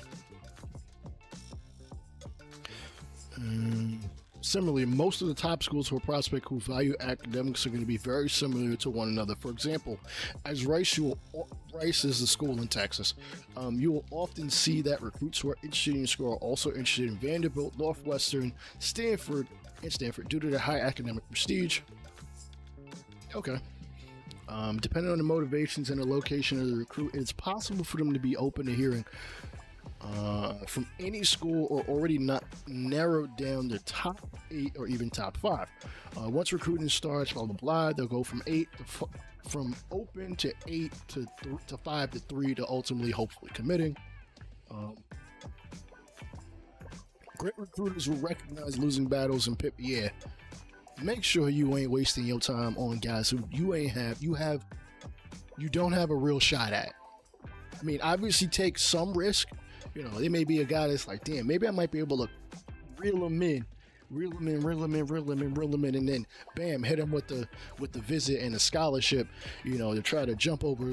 Maybe not a big school. You might be able to do it. Maybe like a medium school might be able to. You never know. Again, as long as you align, you should be. I would like to think you should be good. Oh, bro, too. I'd be trying to recruit some player that's just like, yo, bro, leave me alone. I'm not going to middle Tennessee, bro. It's not happening. Leave. I'll play the triple option offense.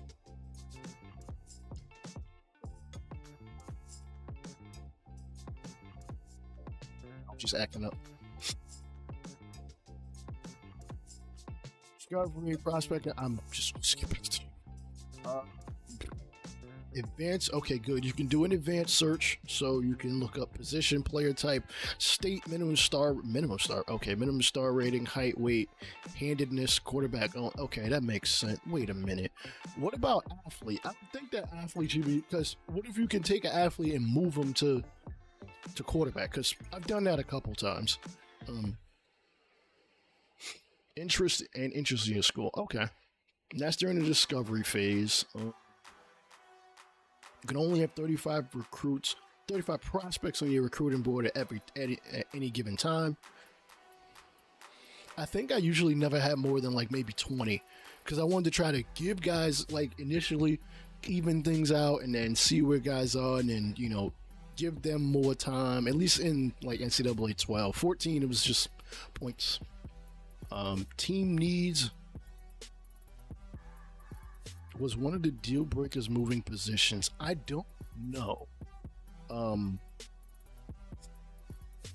I hope that, listen, Travis Hunter's in the game and can play both sides of the ball as a cornerback and a receiver. I would hope I'd be able to, if possible, if a player is capable enough, be able to play two different positions. Like, you could play wide receiver on one end and safety on the other, or, you know, safety on one end and tight end on another, you know, things like, there's a lot of different configurations of where a player can play at. Offensive line, I would think it's a little more interchangeable. You can move guys around. We shall see. Team needs, always consider your roster strengths and weakness. How many players are graduating? That's something I think a lot of people don't seem to look at. Like, you gotta know how many seniors you got this year, how many roster spots. Well, granted, you will also be able to recruit, you know, high school talent and, you know, transfers. So you kind of gotta balance that. How many returning starters are you gonna have? Honestly, who knows? Because, like, if you're a small school and you've got a guy that's like an 85 overall, you're probably gonna have. You may not have to worry about replacing him, unless, I don't know, they might be transferring. I know Eckler didn't like the fact the Chargers are trying to use him as a straight up running back instead of a dual threat, so he chose Washington. I mean, that's the NFL, and I think Eckler's problem was, he obviously, as a running back, you ain't getting paid as much. So, you know, him being still a dual threat even out of the backfield, you know, he wanted to be paid a little closer to being like a slot receiver, you know, like $8 to $10 to $12 million type of player, because he does two different jobs. You know, he could play in the slot, or he could play receiver. Let's put it that way. He could play receiver. He could play in the backfield and catch passes and catch 50, 60, 80, 100 passes in a year. During recruiting on the screens, you can press R3 or right stick to quickly see your needs at every position. I'm glad that's something that's like quick that you can do. Team needs will be on a spreadsheet to show you the overall letter grade at each position. I would advise you to make, if anything, maybe write down where you'd be like, all right, I know I need this, that, and the third. I need this skill from a specific position, as opposed to just overall letter grade. Because I would guess they weight a starter higher than anything.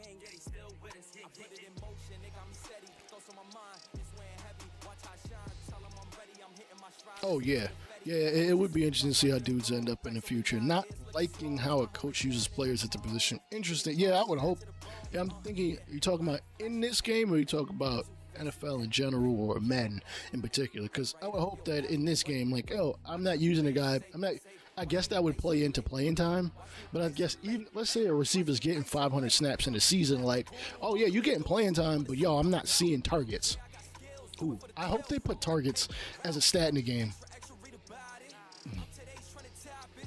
Okay. Also, if players preemptively hop in the portal because you brought and upgraded their position, I would definitely think that'd be the case. Of course, as you saw earlier, there was the little meter that showed, how close a guy is to transferring. That should be something like, say a guy is like, say initially they're not concerned about it, but you recruit somebody that's a beast, and it's like, oh, yo, nah, I gotta get out of here. Like, I would hope that'd be something like, they'd be like, all right, I need to get up out of here,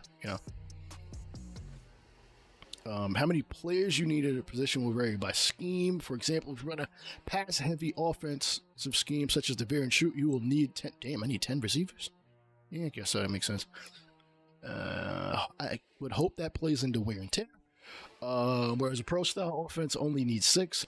There's no way in hell I'm running a team with 6 receivers in a pro-style offense. Sometimes I might run 4 out there. Very rarely a 5 receivers, but I get what they're saying. Your scheme is tied to your playbook, and the only way to change it is by changing your offense defense playbook. It can be done at any time. I really hope, I was kind of hoping that you'd be kind of locked into it for the year, but whatever. That might be a way people might cheese the shit. I could definitely see that. Recruiting hours are your core currency, and you spend them each week. Teams will hire. Oh shit. Okay, so you can get more hours if you are a higher team prestige. Ooh. This is meant to model the recruiting resources a program has, with higher tier programs having significantly more resources available to them. For example, in the preseason, a 5-star program will have 1,000 recruiting hours compared to 350 for a 1-star program. Damn. So for those y'all that's about to run them 1 and 2-star programs, just know you have to be real focused on who you're recruiting. Oh, jeez. I wonder if that plays a role in this transfer portal too. The time of year also impacts your recruiting hours. During the preseason and the offseason recruiting, you do not have to prepare for a game each Saturday and any other day of the week at this point. As a result, you have significantly more time to spend on recruiting than you do in the heart of the regular season. Fair. I wonder if that changes by coach archetype, because if you're a recruiter, you should get a couple more hours, maybe 100 more hours, maybe 50. Whereas if you're a tactician, you might end up, you just keep your 350 and you move on from there, because it's like, listen, I'm about this, we about playing in the game, and we'll worry about recruiting later. Or if your coordinator might give you a little bit of a boost, like, hey, this guy's a little more focused on the recruiting trail, like he compliments you there, and then you get your 400 or your 425 or something like that. But we'll see. In addition, the maximum recruiting hours you can spend in a week, each prospect has a maximum number of hours you can spend on them in a given week. The default is 50, but it can increase to a maximum of 70 hours with the always be recruiting ability for that position. Okay. Fair. That seems fair. Because you're better at recruiting, so you're going to get a little more in recruiting. The recruiting board, blah, blah, blah, blah, blah. You will spend more time doing that. How many hours you have allocated? If you schedule the visit, you can filter the list using LTR2 or LTL2. You can filter prospects who are ready to visit, prospects you haven't offered a scholarship to, the recruiting stage you're at, the position, and more. Okay, good. You can also sort the board by national rank, interest status, and recruiting stage. Manually order R2, RT. Selecting a recruit allows you to dive deeper and begin interaction with them. On the top of the screen, you'll see the bio information as well as a large bar with stages on it. So as y'all might have noticed earlier, top 8, top 5, top 3, verbal commit, I'm guessing, and then actual commitment or actual I'm going here. Sign on the dotted line. The dark area of the bars. How much a recruit is impressed week over week. Okay, good. Because you couldn't always see that. Like, you might see how many points you gave them, but it's like, I don't know, like, how much of that bar is it? And I hope that be the case you'd be able to see for other teams too. God damn, my nose itches. Fuck. The overall tab, in the overview tab, you can see a summary where each school stands. Okay, good. All right, so you can see where each school stands. Once a team fills their bar, the recruit will move on to the next stage, and the top school bars will reset. Any teams below the cutoff line, just like in 14, you'll no longer be able to talk to them, which means move on, bro. Before you start offering scholarships and dedicating your limited recruiting hours and resources to prospects, it's important to make sure you're targeting the right ones for your program. During the preseason, you are only able to scout and offer scholarships. They're introducing a new scouting system designed to represent the ambiguity and progressive discovery of a high school player's skills. Ooh, wow. Okay, yes. They brought back question marks. I know that might... I think I've heard some people complaining about the fact you can't see an overall. Good. Leave you guessing. Please, leave me guessing. I want the mystery. I want to be like, damn, yo, I might have a beast here. I might, like, they might be 5-star, but it's like, they like a 64 overall, and it's like, damn. But yeah, players, okay, I don't know if y'all can see this, but, shit, over right above my thumb there's a depth trait. So I guess even if a 5-star is like 65 overall, maybe they develop quickly or something like that, which would be dope. And all right, you're gonna get the attribute, or you're gonna get the attributes, obviously, abilities, and any mental upgrades, I guess, for them too. I believe physical abilities or any upgrade abilities you have 5, and the other, and I think the mental you can have up to 3, though I think only 5 are really active in the game. I don't know. And I don't think you get to choose. It kind of just plays out how it plays out. And once a player is 100% scouted, you are able to see all their attributes and all of their abilities, whether it's physical or mental. There are 4 states of scouting. There's unscouted, partially scouted. Damn, partially scouted is only 0 to 99? Shit. Okay, never mind. I'm sorry. The left of the bar is 0, right is 99, just like any Arabic number line. Within the bars, the gold zone that covers 25% of the space, bar space. Player's true rating for that attribute is somewhere in the range. Okay, so we gotta really spend our time to figure out whether this player is for us or not. Once you've mostly scouted a player's attributes, you'll have a much clearer picture of the prospect. The gold zone only covers 10% of the bar. Fully scouted, basically, you know exactly how good they are, and their exact attributes are going to be revealed. Cool. Every time you scout a prospect, you'll have a limited amount of information. Sometimes scouting a player will fully scout an attribute, while others only partially scouted, and each scouting will also reveal the physical and mental abilities, as I stated. All right, they talked with coaches about identifying a player's development trait, and they said it is an intangible factor that is difficult to identify without distinct intuition and direct in-person contact with a recruit. This shit is long, bro. I'm just at 50%.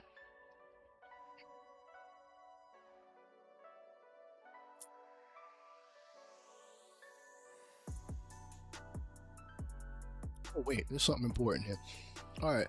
The primary time you unlock a player's development trait is on National Signing Day. However, if you have the mind reader ability, there's a chance you'll learn the development team when you spend time with them during their official visit. That is big.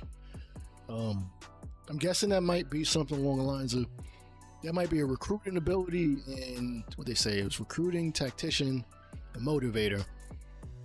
So it might be a motivator, recruiter kind of crossover branch or something. The coaches also described the level of ambiguity and certainty around a player's skill is higher for lower. Oh wait, wow.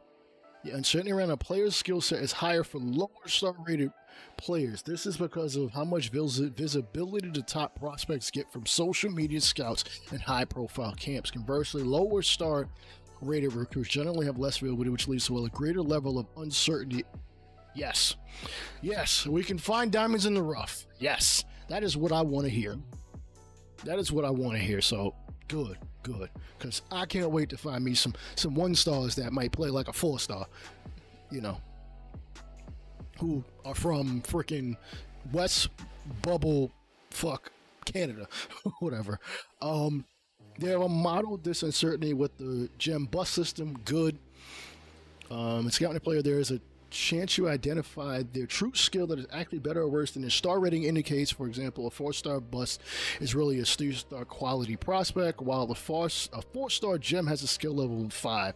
Even if a player is a bust, it doesn't mean they're necessarily a bad player. Good. A 5-star bust is still going to be pretty damn good.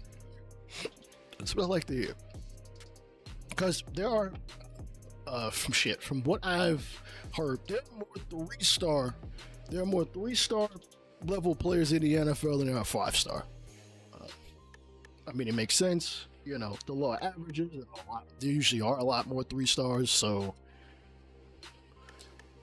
the system created a lot of variance in low star rated prospects and provides you the opportunity to build your program with high quality players who slip through the cracks of the recruiting ranks. Landing top blue chip prospects is incredibly difficult. I mean, obviously they said there's only going to be 32 to represent the 32 players that get drafted in the first round of the NFL. I'd like to see that be more, but it's a little more, not too much, not too crazy. But think of the rise of Boise State and the consistency of Oregon State in the early to mid 2000s. Yeah, Chad Ochocinco knows. You hit the nail right on the head. Yeah, a lot of it is that work ethic. Like, they're 5-star recruits that just like, yo man, I've been touted as the hottest fucking thing since sliced bread, and then they get on the field and they're just like, I don't feel like doing that much in practice. Yet, that 3-star that really had to work their ass off and try to get to the big camps in the off season, which I've seen high school players at some of them camps and they've been like 2-star, because I used to coach high school football, and they play their ass off and they go to a solid school, you know what I'm saying, and, they go and play and they play pretty well. I don't know of any of the high school players, none of the high school players I've ever coached have ever played the NFL. They haven't even been invited, but they play pretty well at the D3, D2 level. Finding the ideal pitch. Once you determine a prospect meets your initial criteria, it's time to begin uncovering intel. And remember, each prospect has 3 motivations to care about. Your goal is to basically you want to discover what fits for them, and then hit the ground running. It is hot as fuck. It was cold this morning, so I gotta take this hoodie off. And damn, shouldn't be wearing no damn hoodie in July anyway. Oh shit! All right. Ooh. All right. So you want to find information, and you need to begin pitching by stage 2. It's 3 stages. I think it was 1, 2, and 3. Discovery, and they'll probably repeat it. Let's be honest. Discovery, pitch, and close. There we go. Boom. There are 5 recruiting actions as follows. Offer the scholarship. You can offer a scholarship, which shows the prospect you're extremely interested in them. You'll gain small weekly influence with the prospect after offering them a scholarship, but additionally you will not be able to bring them on campus for an official visit or receive a commitment from the prospect until you've offered them a scholarship. So I might be gung-ho and just offer dudes scholarships ASAP, even though, remember, you only have like 35. No, you have 35 spots. I know for a fact D1, I think you can have up to either 65 or 85 scholarship athletes. It could be more at this point. Though real college rosters are bigger than 85. How many did we? When I was at my alma mater, I almost blurted out who I'm team building, but we had 115. We had 115 players. So yeah. It even shows more in the pro. Crabtree, Dwayne Jarrett, just flat out smelling themselves. Yo, I was so disappointed that Crabtree was he was like, it's a solid receiver. Man, in college he was looking like he was about to be that next thing. And he just, I don't know what the fuck happened. I really don't. I don't know. You know, I think he got exposed in the NFL. It is what it is. You can also search social media. So basically, you're going to be up in them DMs, scrolling through a player's social media, learn a little bit about them. I hope they just give us a couple tweets. I want to see if somebody says some wild shit.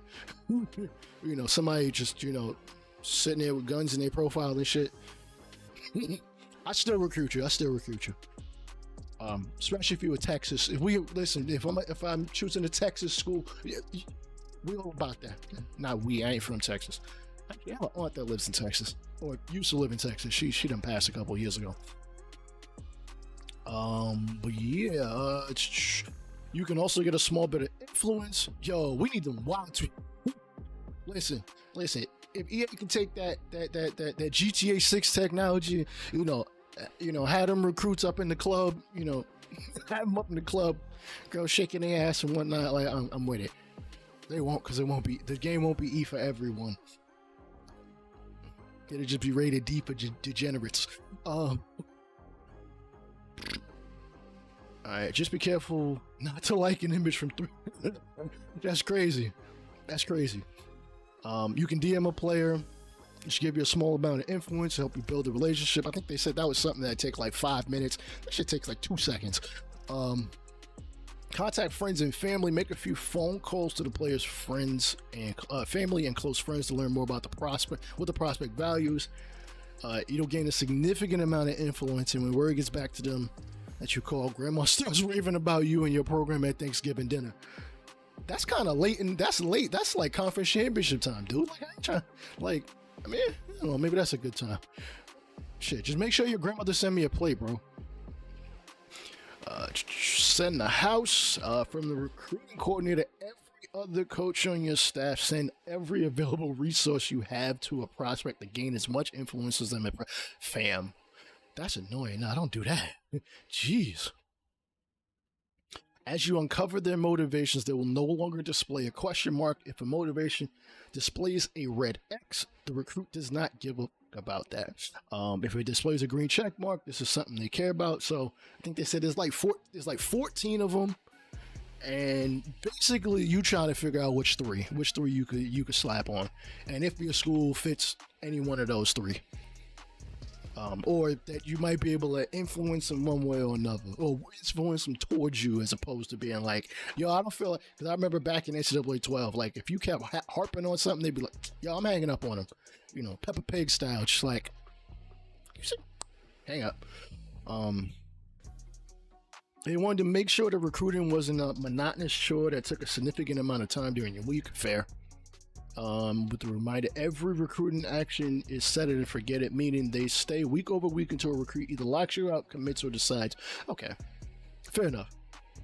Or you decide to change your recruiting actions, which I would advise y'all to do, probably a couple times. Granted, I don't know the game. I ain't played the shit yet, but you might want to occasionally change it up. See if you could kind of sway a guy one way or another, and if it just ain't hitting and popping, get him off your list.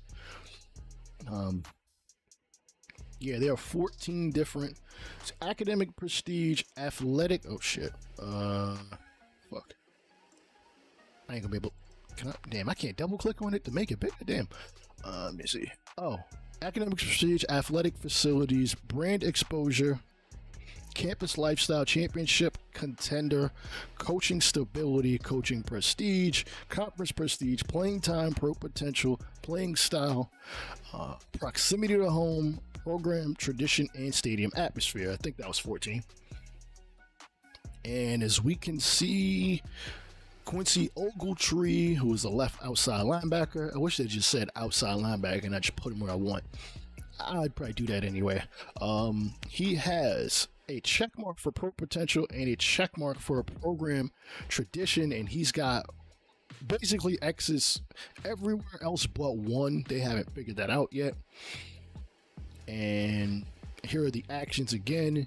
You can, look through their social media, DM a player. You'd be surprised how many players have a social media and they ain't touched their joint in ages, which, I mean, it is what it is, especially Twitter. Contact friends and family, send the house. You can soft sell a pitch or you can hard sell a pitch.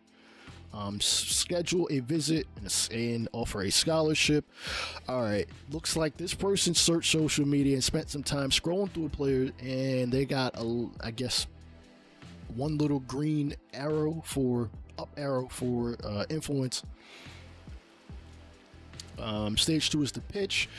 After recruits narrows down their schools to a top 5, begin pitching the prospect on your school, which you have to offer. By this point, you should have a good amount of information on what the prospect. Yo, seriously, that must be from Georgia. What's up, Amish? The more information you have, the more surgical you can be with your pitch. Like I told you, don't waste your time on players that don't want nothing to do with that, want absolutely nothing to do with you. They don't, and again, those letter grades, if your grade is high on something and it's something you think you might be able to sway them on, do it, but don't hang on it for too long, because I'm sure the players would be like, yo, get out my DMs, you gonna get blocked. If you don't have much information on the prospect, you will effectively be flying blind and risk pitching them on something you don't care about. If your pitch doesn't align with their motivations, it can actually have an adverse effect on their perception of you and your program.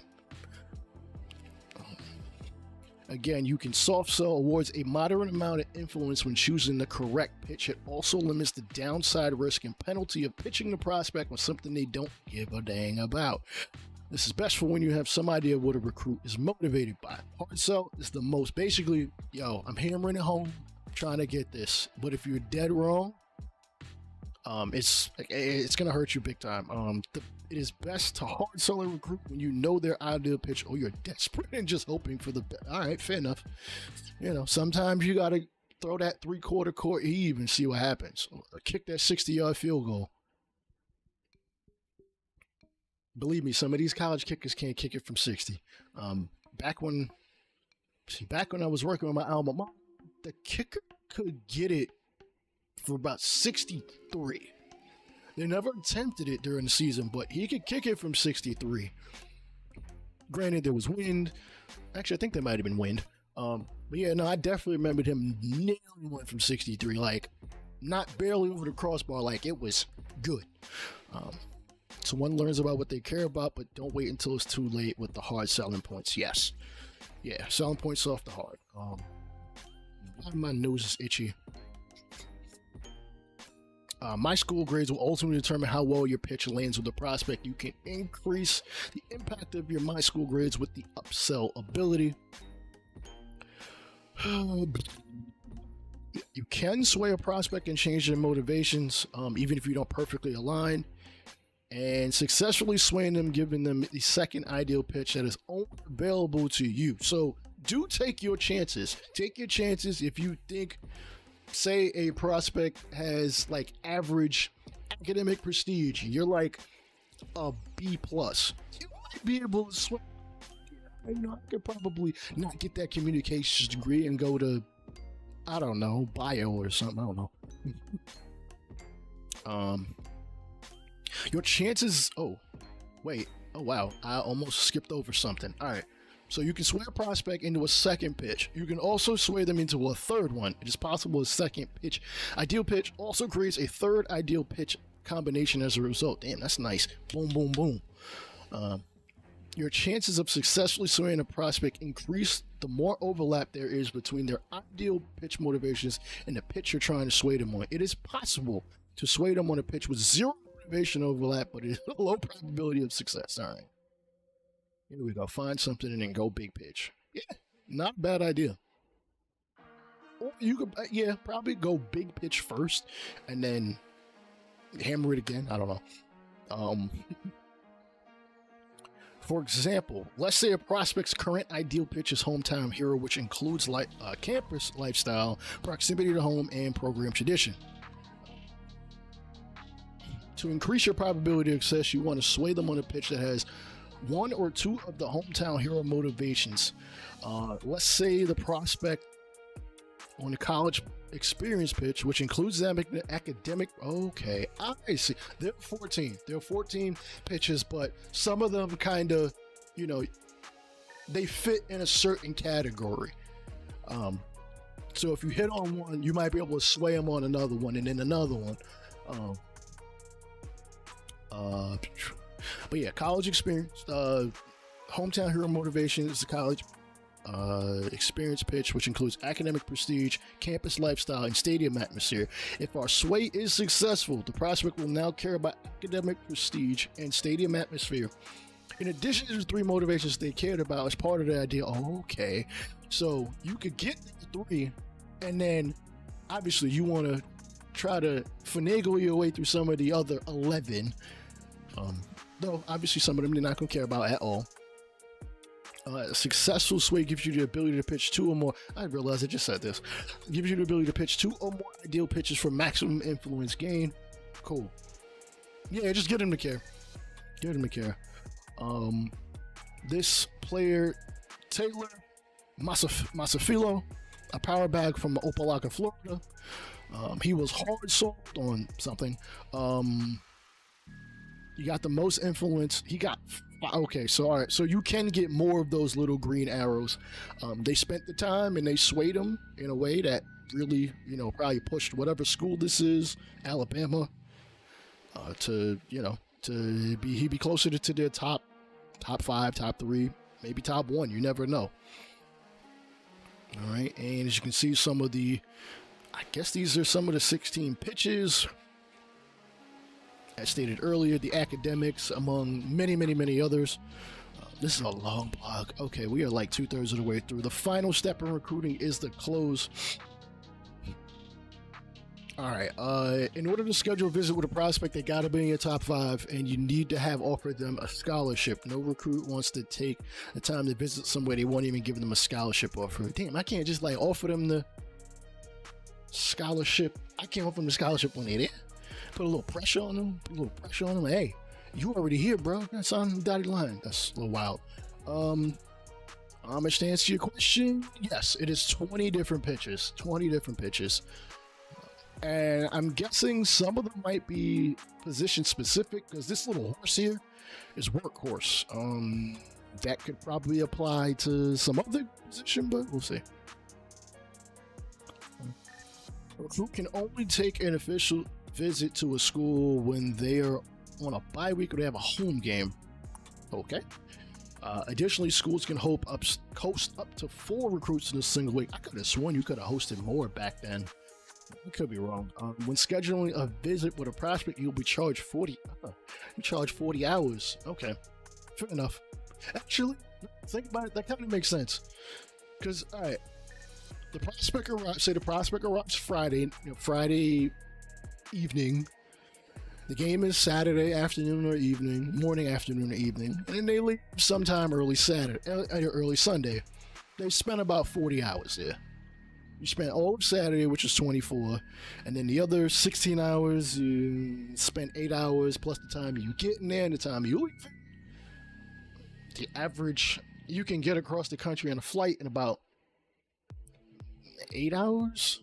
Yeah, I'd say 8 hours. We'll call it that.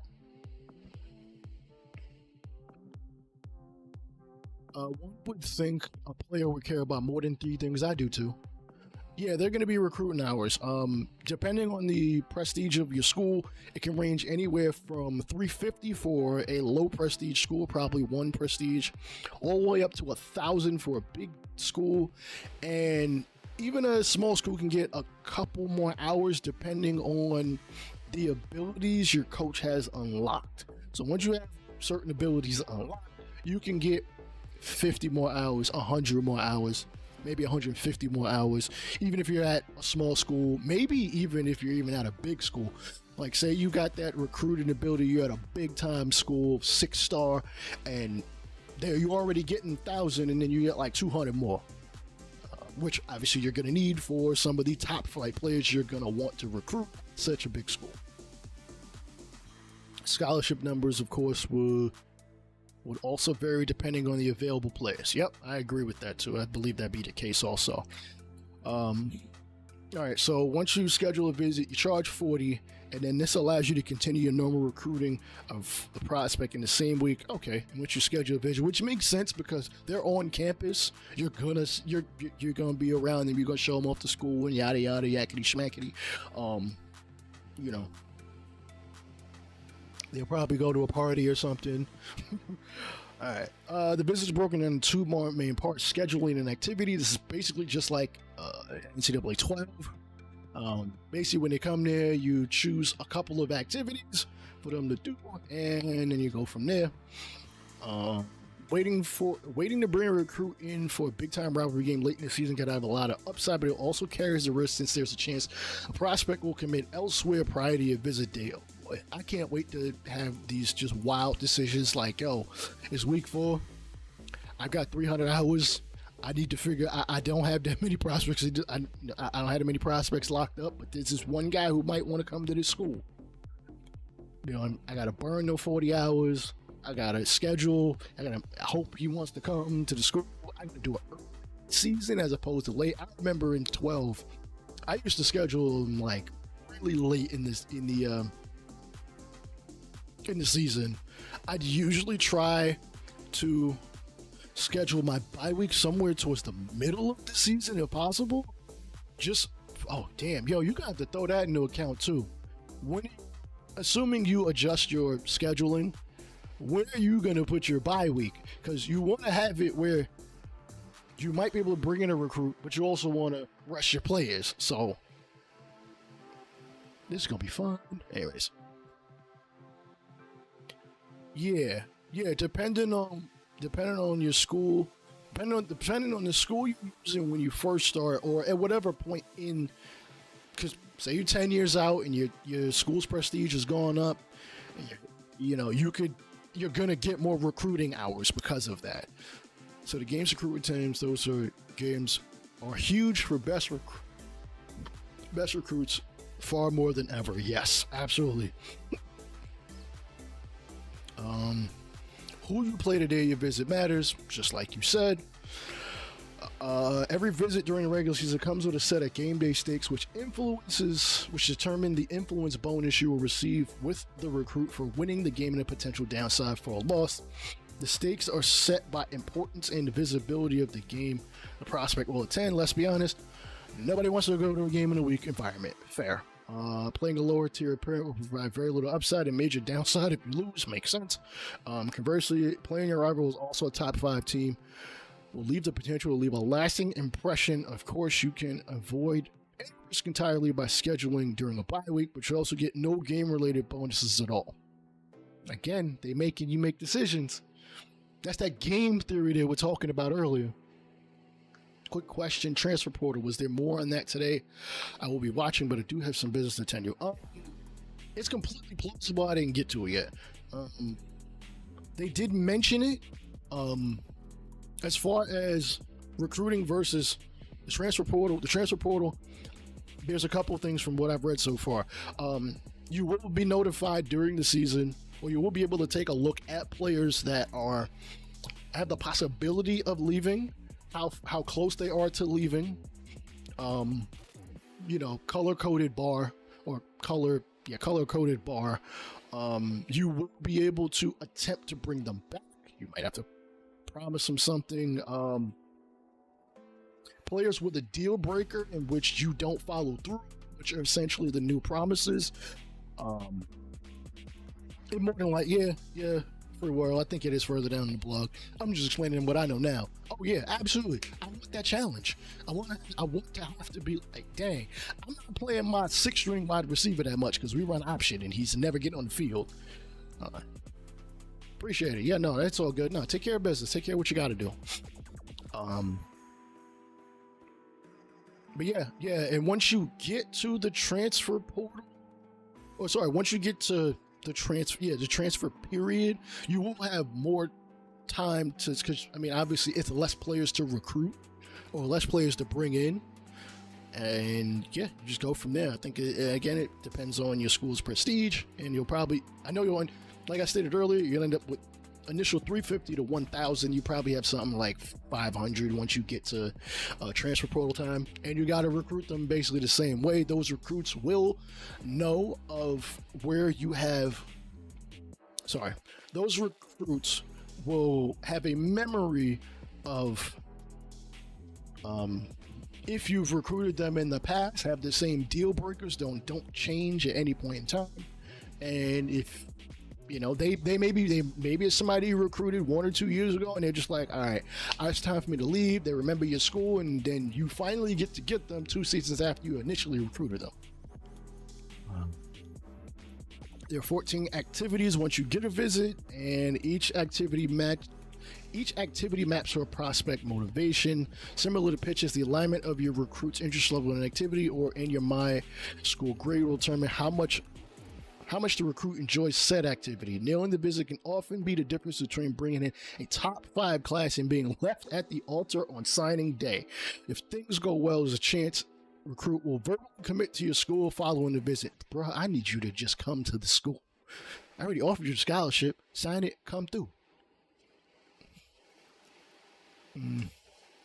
All right, while you should feel good about securing a verbal commitment, it's critical to stay on top of things until they sign the letter of intent on signing day, which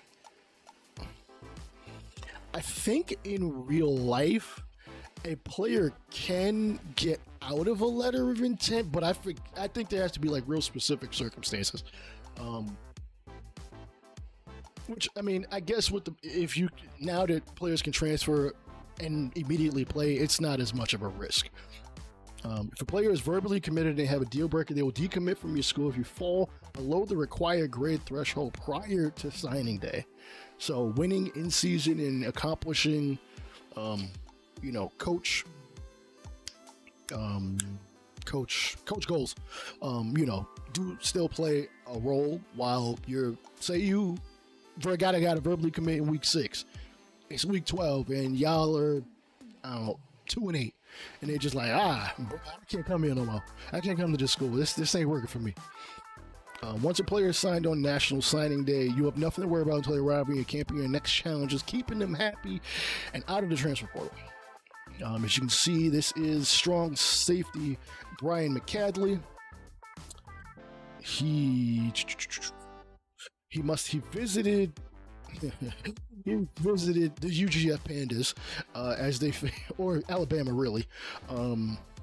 And all right, Alabama didn't gain anything from winning because it's an FCS school, but because if they lose, they will lose a decent amount of influence on said player. Especially since it's a lower tier player, whereas if you go and play against Auburn, you have more to gain, but you also have more to lose because that's a team, that's a rival in your conference, and a team that's probably somewhere in the top 25. Because from what I can see, it looks like this Auburn team is 6-2. The Alabama team is 4-4. So I'm guessing that'll play a role. Let me see. This player is going to attend a position meeting during their visit, which will affects their playing time. And then boom, homie commits. As long as you keep things up to snuff in your program, probably winning, or more than likely winning, he should come to your school with no problem. That guy looks like a kicker, not a strong safety, but maybe I'm underestimating him. Hell, he looked like bro, are you old enough to, how old are you? You look like you're about 24. Not impossible, but not very likely. I don't think we'll end up with like Chris Winkie type players. All right, the transfer portal has completely blah, blah, blah, blah, blah. We all know what's going to change everything. Deal breakers, stick with any recruit. The thought of as a promise, like I stated, they will, again, recruiting and transfer is just like recruiting in incoming freshmen. So, And a guy that you might have recruited 2 years ago, you might be able to get him back, or might be able to get them a couple years later. You never know. High overall players may look to go pro and enter the draft if they've been in school 3 or more years, because that's the NFL. Actually, that's the NFL and also the XFL, because obviously those same players usually, if they don't get drafted, but that's not the point. You're gonna be 32? Shit, I'm gonna be 39 by the time I'm done reading this. I'm like 2/3 of the way through. Alright, keep in mind you have a limited amount of persuasion attempts. The number of persuasion attempts is determined by your coach's prestige. The higher your coach prestige, the more attempts you will have. This can be increased. You can increase the number of persuasion attempts with the gift of gab ability, and you can increase your chance of successfully persuading a player with the roster retainer ability. Good. Same. I'm loving all this information too. I don't remember it, but it's here. It's here. It's out there. I'm sure they'll also put it in the game under like a help menu or something. You know, not hand holding you, but telling you, hey, this is something. You know, boom, this means this, this means this, because there's a lot of symbols and all that good stuff. After advancing the week, both of the gift of gab and roster retainer, both of these available abilities are available in the program builder archetype. After advancing, you'll be able to see pro draft results, which shows where players are drafted. When creating the pro draft results, we use real world data and blah blah blah. If I'm coaching ECU, can I still experience LSU Bama with their season on the line in Death Valley? Rumor is you're not going to be able to watch any other games, which I think is absolutely stupid and lame. Because, like, listen, if I'm out of it week 8, like, I'm not going to a bowl game or nothing. Say my rival has a chance for a conference championship win. I want to be able to watch that game. Be able to watch that game and see how things play out. But I don't know what's up with EA and not allowing you to freaking, you know, do what you used to do back in the day and just, if I want to play every game of every other team season, let me do it. Like, if I just want to play the game, you know, I'd be okay if they don't allow me to mess with any of the coaching abilities and none of that. But if I just want to play the game or watch the game, like, we should easily be able to do that. Again, the pro draft determines, you know, guys who are going, who are leaving, and that'll help your school as far as pro player potential. While players have the opportunity to leave the transfer portal, you'll also have the opportunity to make roster changes. Every offseason, you'll be required to get back down to 85 players on the roster.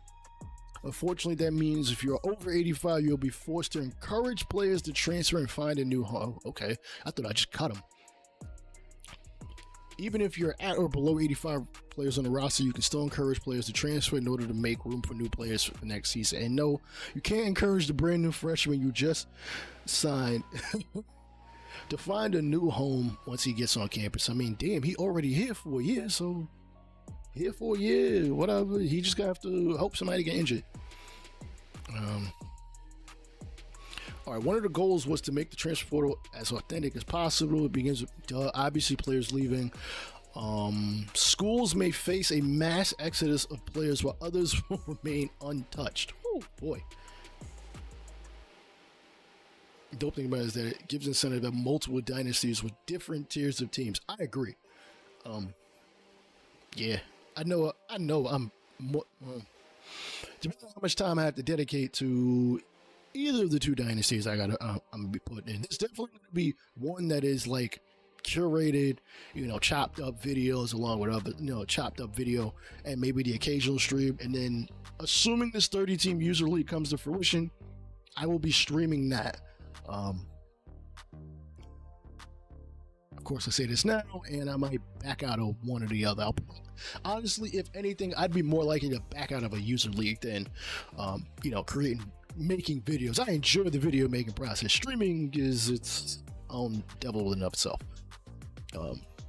Especially considering it will have like a 72-hour like week advance, and I work 3 nights a week, so I'm gonna have to play games when and where I can find them. Or have them simulated, because now that I think about it, there's a week in August where I'm going on vacation, though I need to adjust that because I'm not gonna be able to. I don't know. I need specific days off, and my job is currently screwing me over on 2 of them. Anyway, off-season recruiting lasts 4 weeks, and the final decision will be made on National Signing Day. You can continue to pursue high school recruits, or maybe there's a recruit or maybe there's somebody that might be transferring. You might want to snatch up instead. That's interesting. I do like that guys aren't just going to immediately commit, right after the regular season is over. Every transfer is given a star rating based on their overall and has a national, state, and position ranking, just like high school prospects. Since people change over time, the transfers are assigned a new ideal pitch and motivations. Every player in the transfer portal has the same deal breaker. As stated earlier, their new ideal pitch will include their deal breaker motivation and will be relevant to transfer. Since 4 and 5 star prospects are in highest demand, they know more concretely what they are looking for. Will only consider 5 schools. Fair. If you're not in your top 5, you will not be able to talk to them. Lower rated prospects will vary, which makes sense because, you might have a chance at another school, and obviously those higher caliber schools probably might not take you. Some will be completely open, others will have as few as 3 schools they are considering. All right. Recruiting process. Recruiting a transfer is fast, and you'll need to make quick decisions. Evaluating whether to target transfers or high school players. Schools will look at each position in the roster in the season and monitor their needs. Don't be surprised if you see teams finish early signing day with a lighter recruiting class in preparation for the big recruiting push in the transfer portal. Okay. Player priorities may change. Having a need a left tackle is nice and all during the season, but there's a 5-star quarterback who wants to come to your school. Why turn them down? Because one of my quarterbacks needs a freaking left tackle. Jeez. Or right, if they're left-handed. National Signing Day, blah, blah, blah. I've already been over like half of this. Any recruits who are unsigned after the National Signing Day will stick around and become walk-ons in the offseason. That being said, the days of a player was being actively recruited and not committing anywhere and drifting off into the ether are over. Okay, cool. That's not much. That's the same way as MLB The Show with draft prospects. If they aren't signed, they end up back in the draft, or I think if they're 22 or 23 years old and a 4-year junior or 4-year senior, I think they end up as a free agent. I could be wrong. Has anybody watched that Donald Sterling Clippers series? Is wild. Yo, first off, the casting is wild looking. Like how you get Lawrence Fishburne to play Doc Rivers, who looks similar, only fatter. He don't know nothing about, you know what? I don't know. Maybe he did his research about the situation, or maybe he was just desperate to get an acting job. I don't know. And they was throwing the bag at him. Who knows? All right. No longer we have to speculate and fantasize what happened to those players. Did they fail to get into school because of grades? Teams with the highest influence on signing day will get a player as long as they have offered them a scholarship. Okay, so players won't just disappear and get it. Cool. This kid, Kevin Bavaro, quarterback, signed with OSU. Shit. And then there are some other players who... Fam, the fact they got Ed O'Neill to play Donald Sterling is hilarious. It's hilarious.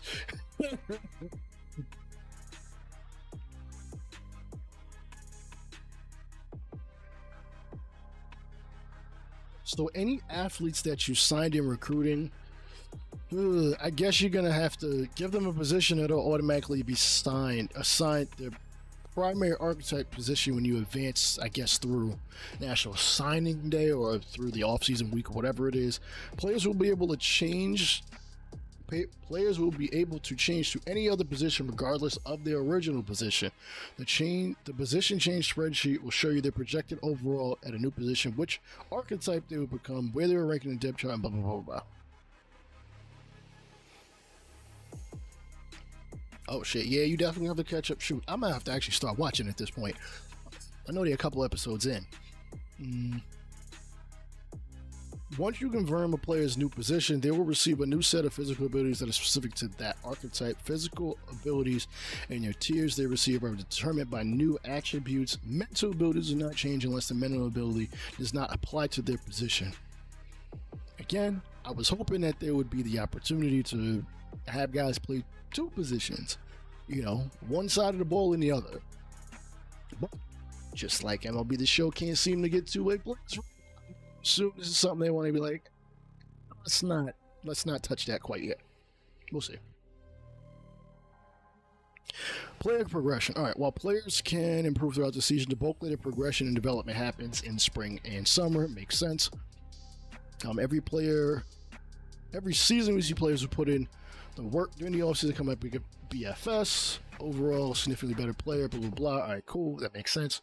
Dynasty players will automatically progress their attributes and physical abilities. Mental abilities cannot be upgraded, allowing for greater differentiation between players. Damn.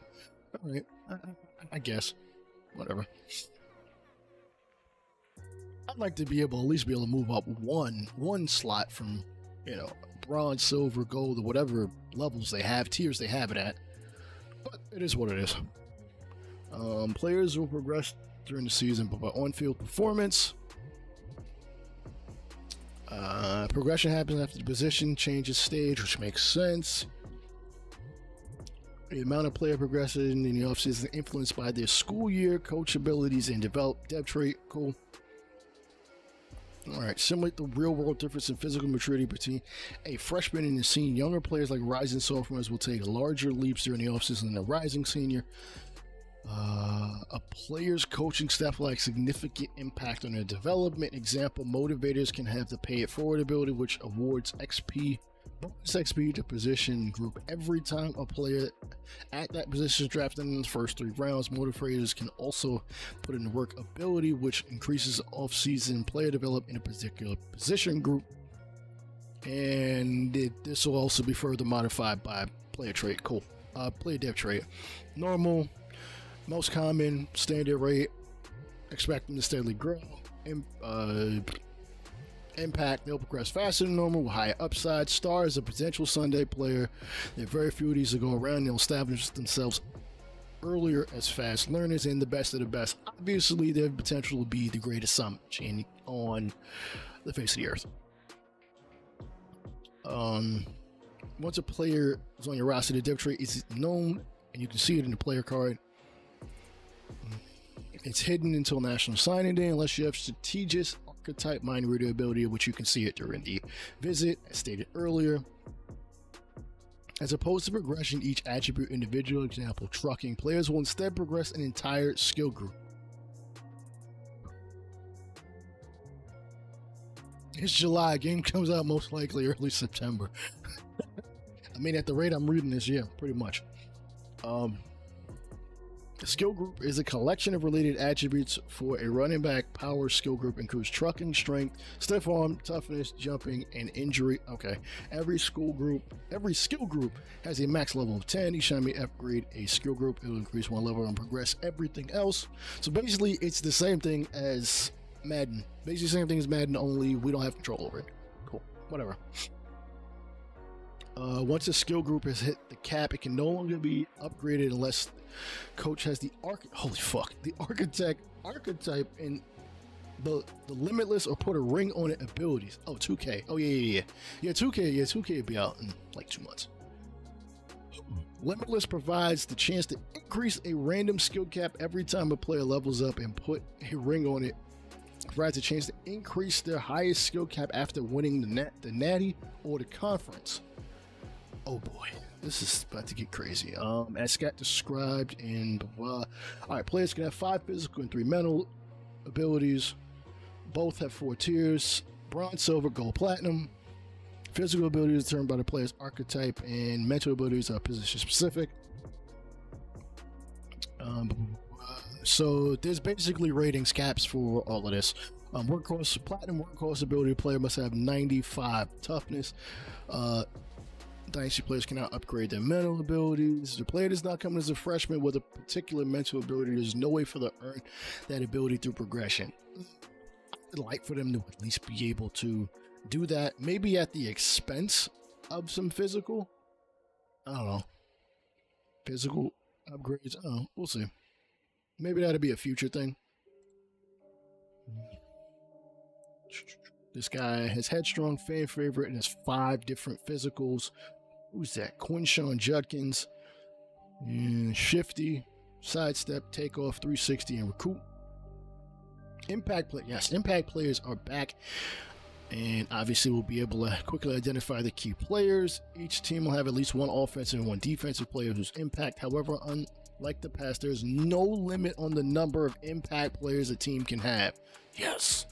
Explosive offenses with playmakers may have 5 or 6 impact players across the board, letting you know that they're about to cook your ass.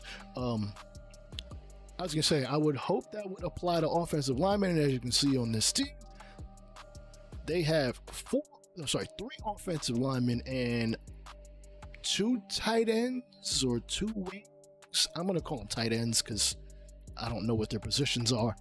They've got 2 tight ends, the running back and the quarterback. So that is 7 players, and the other team has 2. Yeah, that's about to be a problem. Managing wear and tear. The more damage the body part, the more impact it will have on their on-field performance. We found that out weeks ago. Each week, players will be able to recover some of that, and that's depending on how much damage they've taken.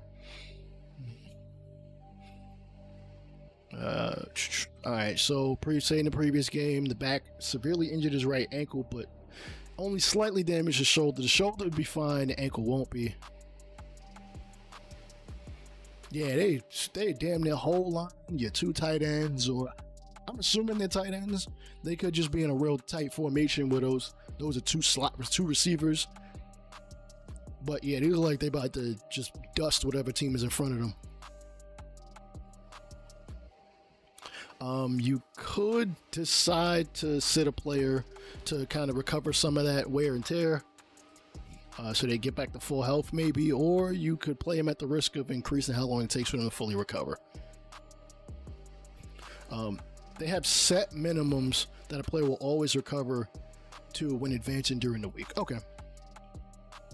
There's a tab for it. You can check that out. You can see it's on this left-hand side. It's basically the same thing as NBA 2K.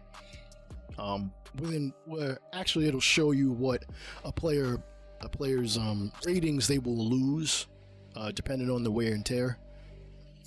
From what I can see with this player, Donovan Edwards, he's lost a total of -7 break tackle. Sorry, not -7, -10, because it's his left foot, his right leg, and his left shoulder. That's a -10 in break tackle. That's crazy. I'm guessing that is -3 in catch, -2 in carrying. He's lost -6 in speed. Change of direction is -7 in total. So, depending on this player's position, which I cannot determine by looking at this screen right this second, you might want to sit him. He might be a receiver. Honestly, I don't know. I don't know Michigan's roster that well. Actually, I don't know the roster at all. Let's be honest.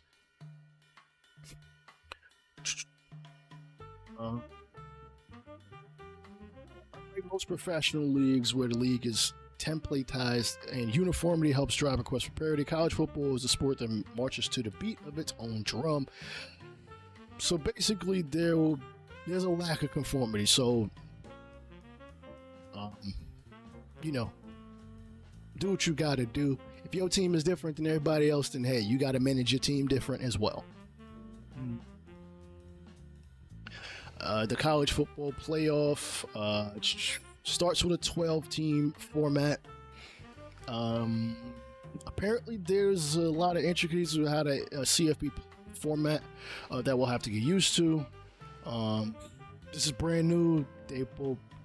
With the expansion to the new 12-team format, we were able to apply the learnings that from the mock selection committee and how They value the wins and losses, and where going undefeated in the Power Conference is going to be less and less common, and the perception of a schedule imbalance continues to widen. Okay, so basically they're going to take into account, who are you playing, and how are you beating said teams, or getting your ass whooped by certain teams.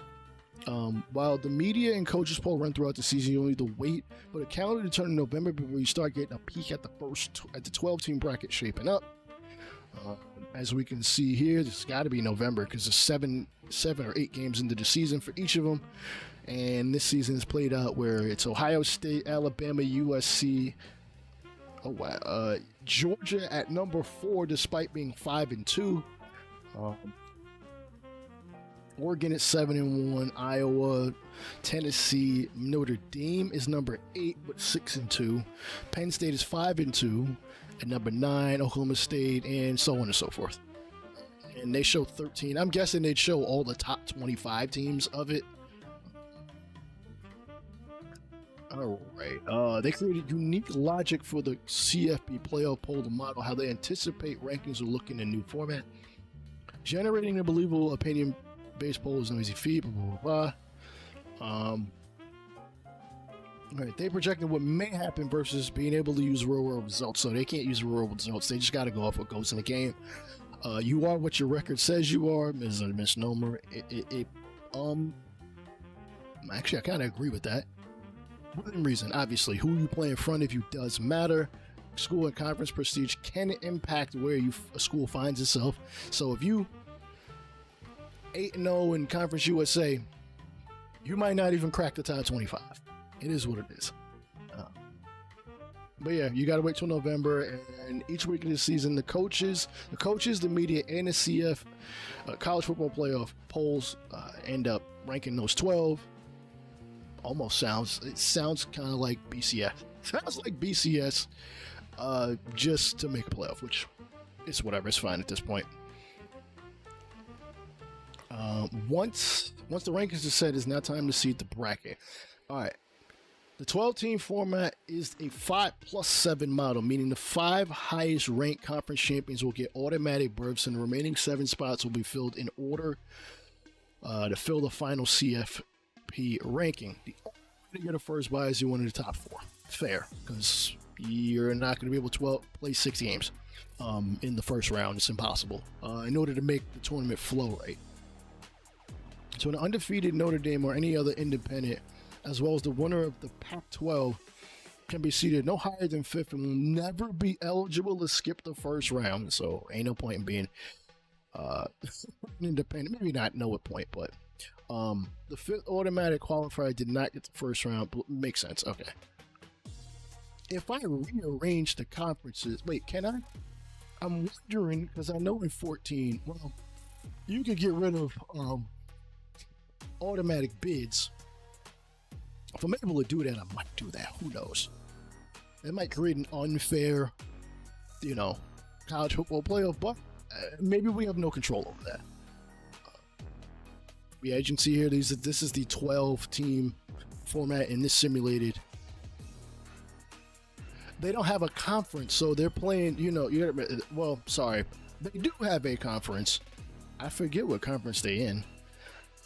But I think they were taking the example of if Notre Dame were still an independent, like they could go undefeated, but because they have no conference to really base that off of, it's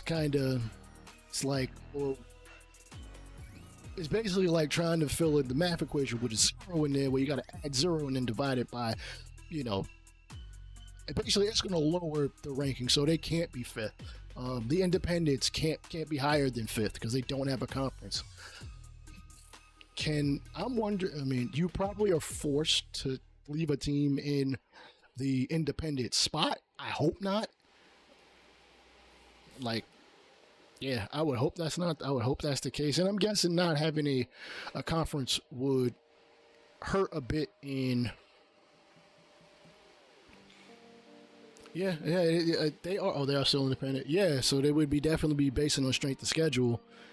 Hopefully, if you're an independent or Notre Dame, you're scheduling a lot of top teams and I guess hoping for the best. Again, I would hope that I can get rid of Like, I would want, listen, if you're an independent and you're out here cooking, but you don't have a conference, but you 13-0, and everybody else is like 10-2, yada yada, I think you should get a top 4. But we shall see. That is corny, I agree. All right, if you are one of those top 4 seeds, you do get home field advantage. Obviously, you get home field advantage. I'm guessing at a neutral site, because that's how they do. Yeah, they've got the Rose Bowl, the Sugar Bowl, the Rose Bowl. The Rose Bowl, the Cotton Bowl, the Sugar Bowl. I don't know why I forgot the Orange Bowl, probably. Yeah, I see it down here in the lower right. Yeah, here they are. The New Year's 6. Yeah. Orange, Sugar, Rose, Fiesta, Cotton, and Peach. And they annually rotate just like they will in real life. Oh, okay. The national championship game also will rotate. There's 10 different locations. So every 10 years you'll end up back in Atlanta. So there'll be three stints of being in Atlanta. Year 1, year 11, no, year 1, probably year 1, year 10, year 1, year 11, year 21, and that's it.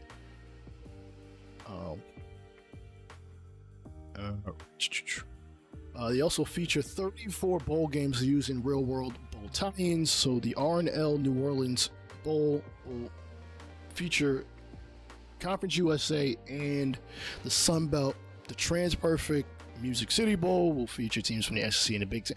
I want to get rid of that. I just want, just throw random bowl matchups. I don't even care.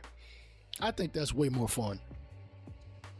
But again, if I can't change it, I can't change it.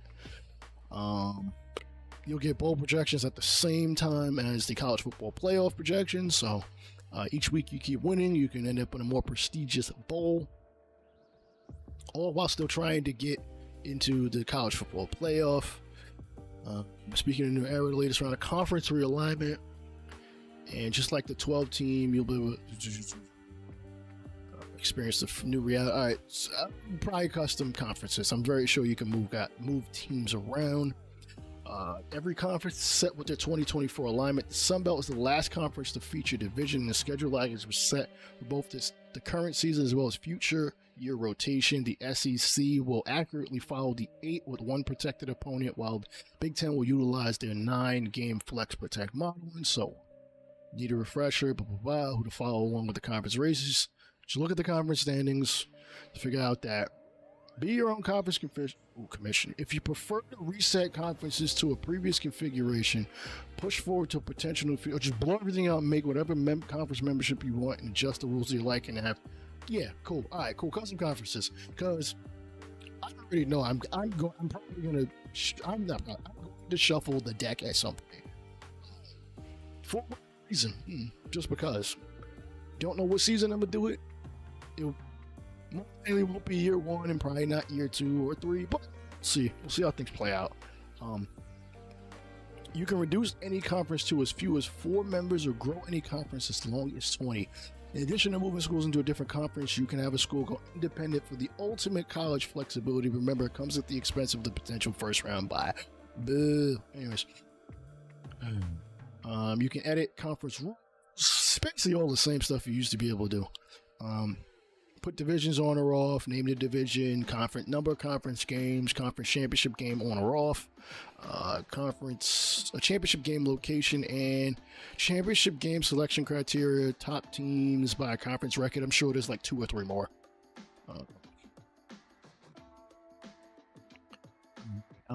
You'll be able to make adjustments in the off season, giving you the flexibility to shift things around as you feel the need to, or as you freaking want to. Moving conferences does not mean you're stuck with the old conference. All right, so basically you move conferences, you change the different logo. JMU is, I don't exactly know where they are, but in this, they're in the ACC. Boom. Schedules, yeah, again, oh no, wait, they might have changed the schedule. Because I remember in the old ones, they didn't exactly adhere to like future opponents, but I know in this one they said they have. So it's not enough that the schedule is rotating at home and away status gets flipped. If it's the third Saturday in October, Tennessee will be playing Alabama. If it's Thanksgiving weekend in the Iron Bowl, the big game, Florida versus Florida State, and a host of other rival games will be taking place. Dynasty Mode scheduling system will make sure special games get filled in the correct weeks before adding in the rest of the conference and non-conference slate to get each school to their 12 games.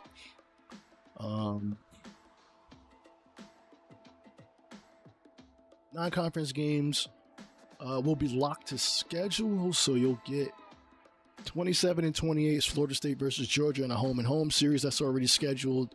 Same with Notre Dame, Alabama in 29-30. That's already been scheduled, along with mad other ones. Thank you, for real. Appreciate you coming through. Damn, I really been at this for damn near 3 hours, though. I am nearly at the bottom. Oh, schedule generator. Can we mix that up? I hope we might be able to. I don't know. I guess the already locked ones are where they are, and then I guess you could just adjust things from there. It's fine. That's not the end of the world. Also, there's week 0. The season still kicks off Labor Day weekend for the majority of schools. Week 0 games are scheduled for year 1 of Dynasty and all future. And in your future years, week 0 will get utilized. However, the bulk of the schools will still put their total in for the first time in traditional Labor Day weekend. So I'm guessing you can actually schedule a week 0 game. I guess maybe if you want to. If you're allowed to, who knows? You can still see your team's entire schedule on the schedule screen and look at the schedule around the country week by week. There's broadcast type, and depending on whether you've got an actually televised game or streaming broadcast, you'll get a different commentary group. I don't care about that. I'm just end up cutting them off unless I'm playing offline or something. Crowd themes. So if you got a blackout, a whiteout, a blue out, a checkerboard, striping, whatever it may be, it will be there for specific games, including rivalry games, or if you name game of the week, because you want to show off that school pride. Conference games are designated with a lock icon and cannot be edited, but your non-conference game do not have a lock and signify their fair game to edit. You don't have a conference, you don't have to worry about it. Select any week that features non-conference opponent or any bye week be able to select. So basically, if you want to change your bye week, you got to move a game and add that bye week somewhere else. You can only have a max of 12 games, so you need to remove a game before trying to add one. Damn. I kind of missed having like 13. I think you used to be able to go up to 13 or maybe 14 games. Maybe, don't know. You needed a bye week. So we shall see. Some schools will not be available if they're already locked into a conference game that week. So you'll have more luck finding a larger set of available teams early in the season before schools have started conference play. Cool. From what I can see, the Oklahoma State Cowboys have 3 lock games back to back in week 4, 5, and 6, and then they have a bye week. So their lock games are against Utah, Kansas State, and West Virginia. They have open availability week 0 and week 7. I highly doubt any team would ever want to get rid of their bye week altogether to try to schedule a game for weeks. No. And then schedule it later in the season. Maybe that's something you might want to do. You never know. And then there's, Team Builder Online Dynasty. All right. You can import up to 16 teams in a private online dynasty. The commission will need to replace existing FBS teams with Team Builder schools. That kind of stinks. Including Team Builder is only available at the Creation League and can only be used in private online dynasties. All right. So if it's a public one, you can't use Team Builder teams. I think they mentioned that earlier. All right, red shirt. Wow, why did they wait until mad late to put this one in? Handling red shirts has seen a recent overhaul to keep in line with real life.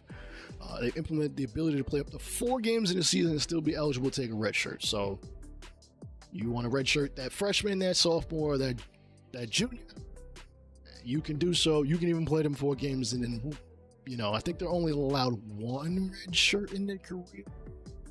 I could be wrong. I don't know if they'll include medical red shirts. I doubt it. Each preseason, you'll have the option of selecting which players you want to redshirt, and during the course of the season, you can monitor how many games each player has played in order to make the determination if you want to keep that player or sit them for the rest of the year. Those 4 games can be played at any point in the season, so you can get a freshman some game reps early in there, then hold them out until the end of the season, then bring them back in for the playoff run if wear and tears run down your roster and you need a fresh body when the season matters most. Interesting. So once they played their 5th game, they can't redshirt, but they can redshirt the year after that, assuming they're not a senior. Well, no. You can redshirt a senior. I'm bugging. If micromanaging redshirts is not your thing, no worries. Anyone who's eligible for a redshirt at the end of the season will automatically have it. Oh, I'm a redshirt dudes if I want to. Hardware, obviously, this is all awards and rival trophies. They're gonna be there. The Heisman, nothing. Free Royal mentioned earlier. The ones that are in the game, they have gotten more on top of the Heisman. The Heisman, the Groza. I know I just saw it. I gotta scroll back up. The Heisman, the Groza, the Lombardi, the Johnny Unitas Golden Arm, and the Broyles Award. It's not much. It's 4 out of like 10 or 15. As you can see, this Oregon quarterback won the Heisman. Yep, they said it. Oh, among others. Okay, there might be others. Broyles Award goes to the best coordinator in the country along with our head coach of the year. Y'all could have made up a name or something. Jeez. Preseason and postseason All-Americans are named as well. As well as preseason first and second team All-Americans are named at the national and conference level. Postseason All-American teams feature first, second, and freshman teams at the national and conference level. Makes sense. Records are meant to be broken, so the record book will be in there. It'll be for season. There'll be team ones. There'll be career ones. There'll be coach ones. The problem is the coach one you can't go beyond. You will never be able to break the. No, actually, I think unless you go 12-0 for like every year your dynasty, I don't think you can break the all-time wins record. Actually, no, you can't even do that. I think the record is like 400, and there's like a couple people. Like you can go 12-0. Maybe they count the college football playoffs. So say you end up first round, second round, third round. That's 15. So 15 times 30 is 450. Yeah, you might be able to. I don't know. We'll see. Coach stats to track your lifetime accomplishments as a coach and serves as a way of job security. The record book covers players on a career, season, and game level. And they've got pride stickers. For certain schools, this will be the case. Ohio State and Florida are among them. Each season, the helmet starts fresh, and over the course of the season, based on player performance, pride stickers are given and added as a visual representation of the player's accomplishments. Uyagalele ended up with none, and he's got like 294 of them on there. This dude Howard, he's got 0 to start the season, and he's got, I ain't gonna lie, I always thought those like weed leaves, but I guess that's what a Buckeye nut leaf looks like. It's whatever. So what else? No Dynasty deep dive. All right, online and offline go 30 seasons. Up to 32 users can participate in a Dynasty online or offline. Again, I'm hoping that the Dynasty League that I've already kind of jumped into hopefully gets 32 players, or else we're gonna have a bunch of CPU games. I think we're at like, I think it's 32 teams. Yeah, it's 32 users. Yeah, we'll see. We'll see how things play out. Anyways, only one user per school. The commissioner is in charge of determining the settings for the Dynasty roster files that is used for league creation, handles custom conference scheduling, is responsible for moving things forward. No different than any other online Dynasty. You can keep track of membership status. Commission status can be transferred to other people. Also, will have the ability to force win a game in the event is not able to be completed. For those who like to restart a game. Oh wow. Okay, they will have it to where you can track the number of times a game was started. So I'm very sure most commissioners are gonna have it where you can't start this game more than like once. post-game speech. Yeah, I ain't read all 17,000 words, but I might as well have at this point. Yeah, this is what it is. If you haven't already pre-ordered, by all means do so. If you haven't subscribed, despite the fact you've been watching this for 3 hours, please do so. Please do so. Okay, I took time out of sleep, which I gotta go to work in a couple hours, like at 7. I work overnights. I decided to stay up for y'all, so please subscribe to the channel.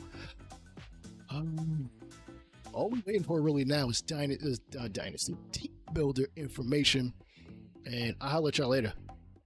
Peace.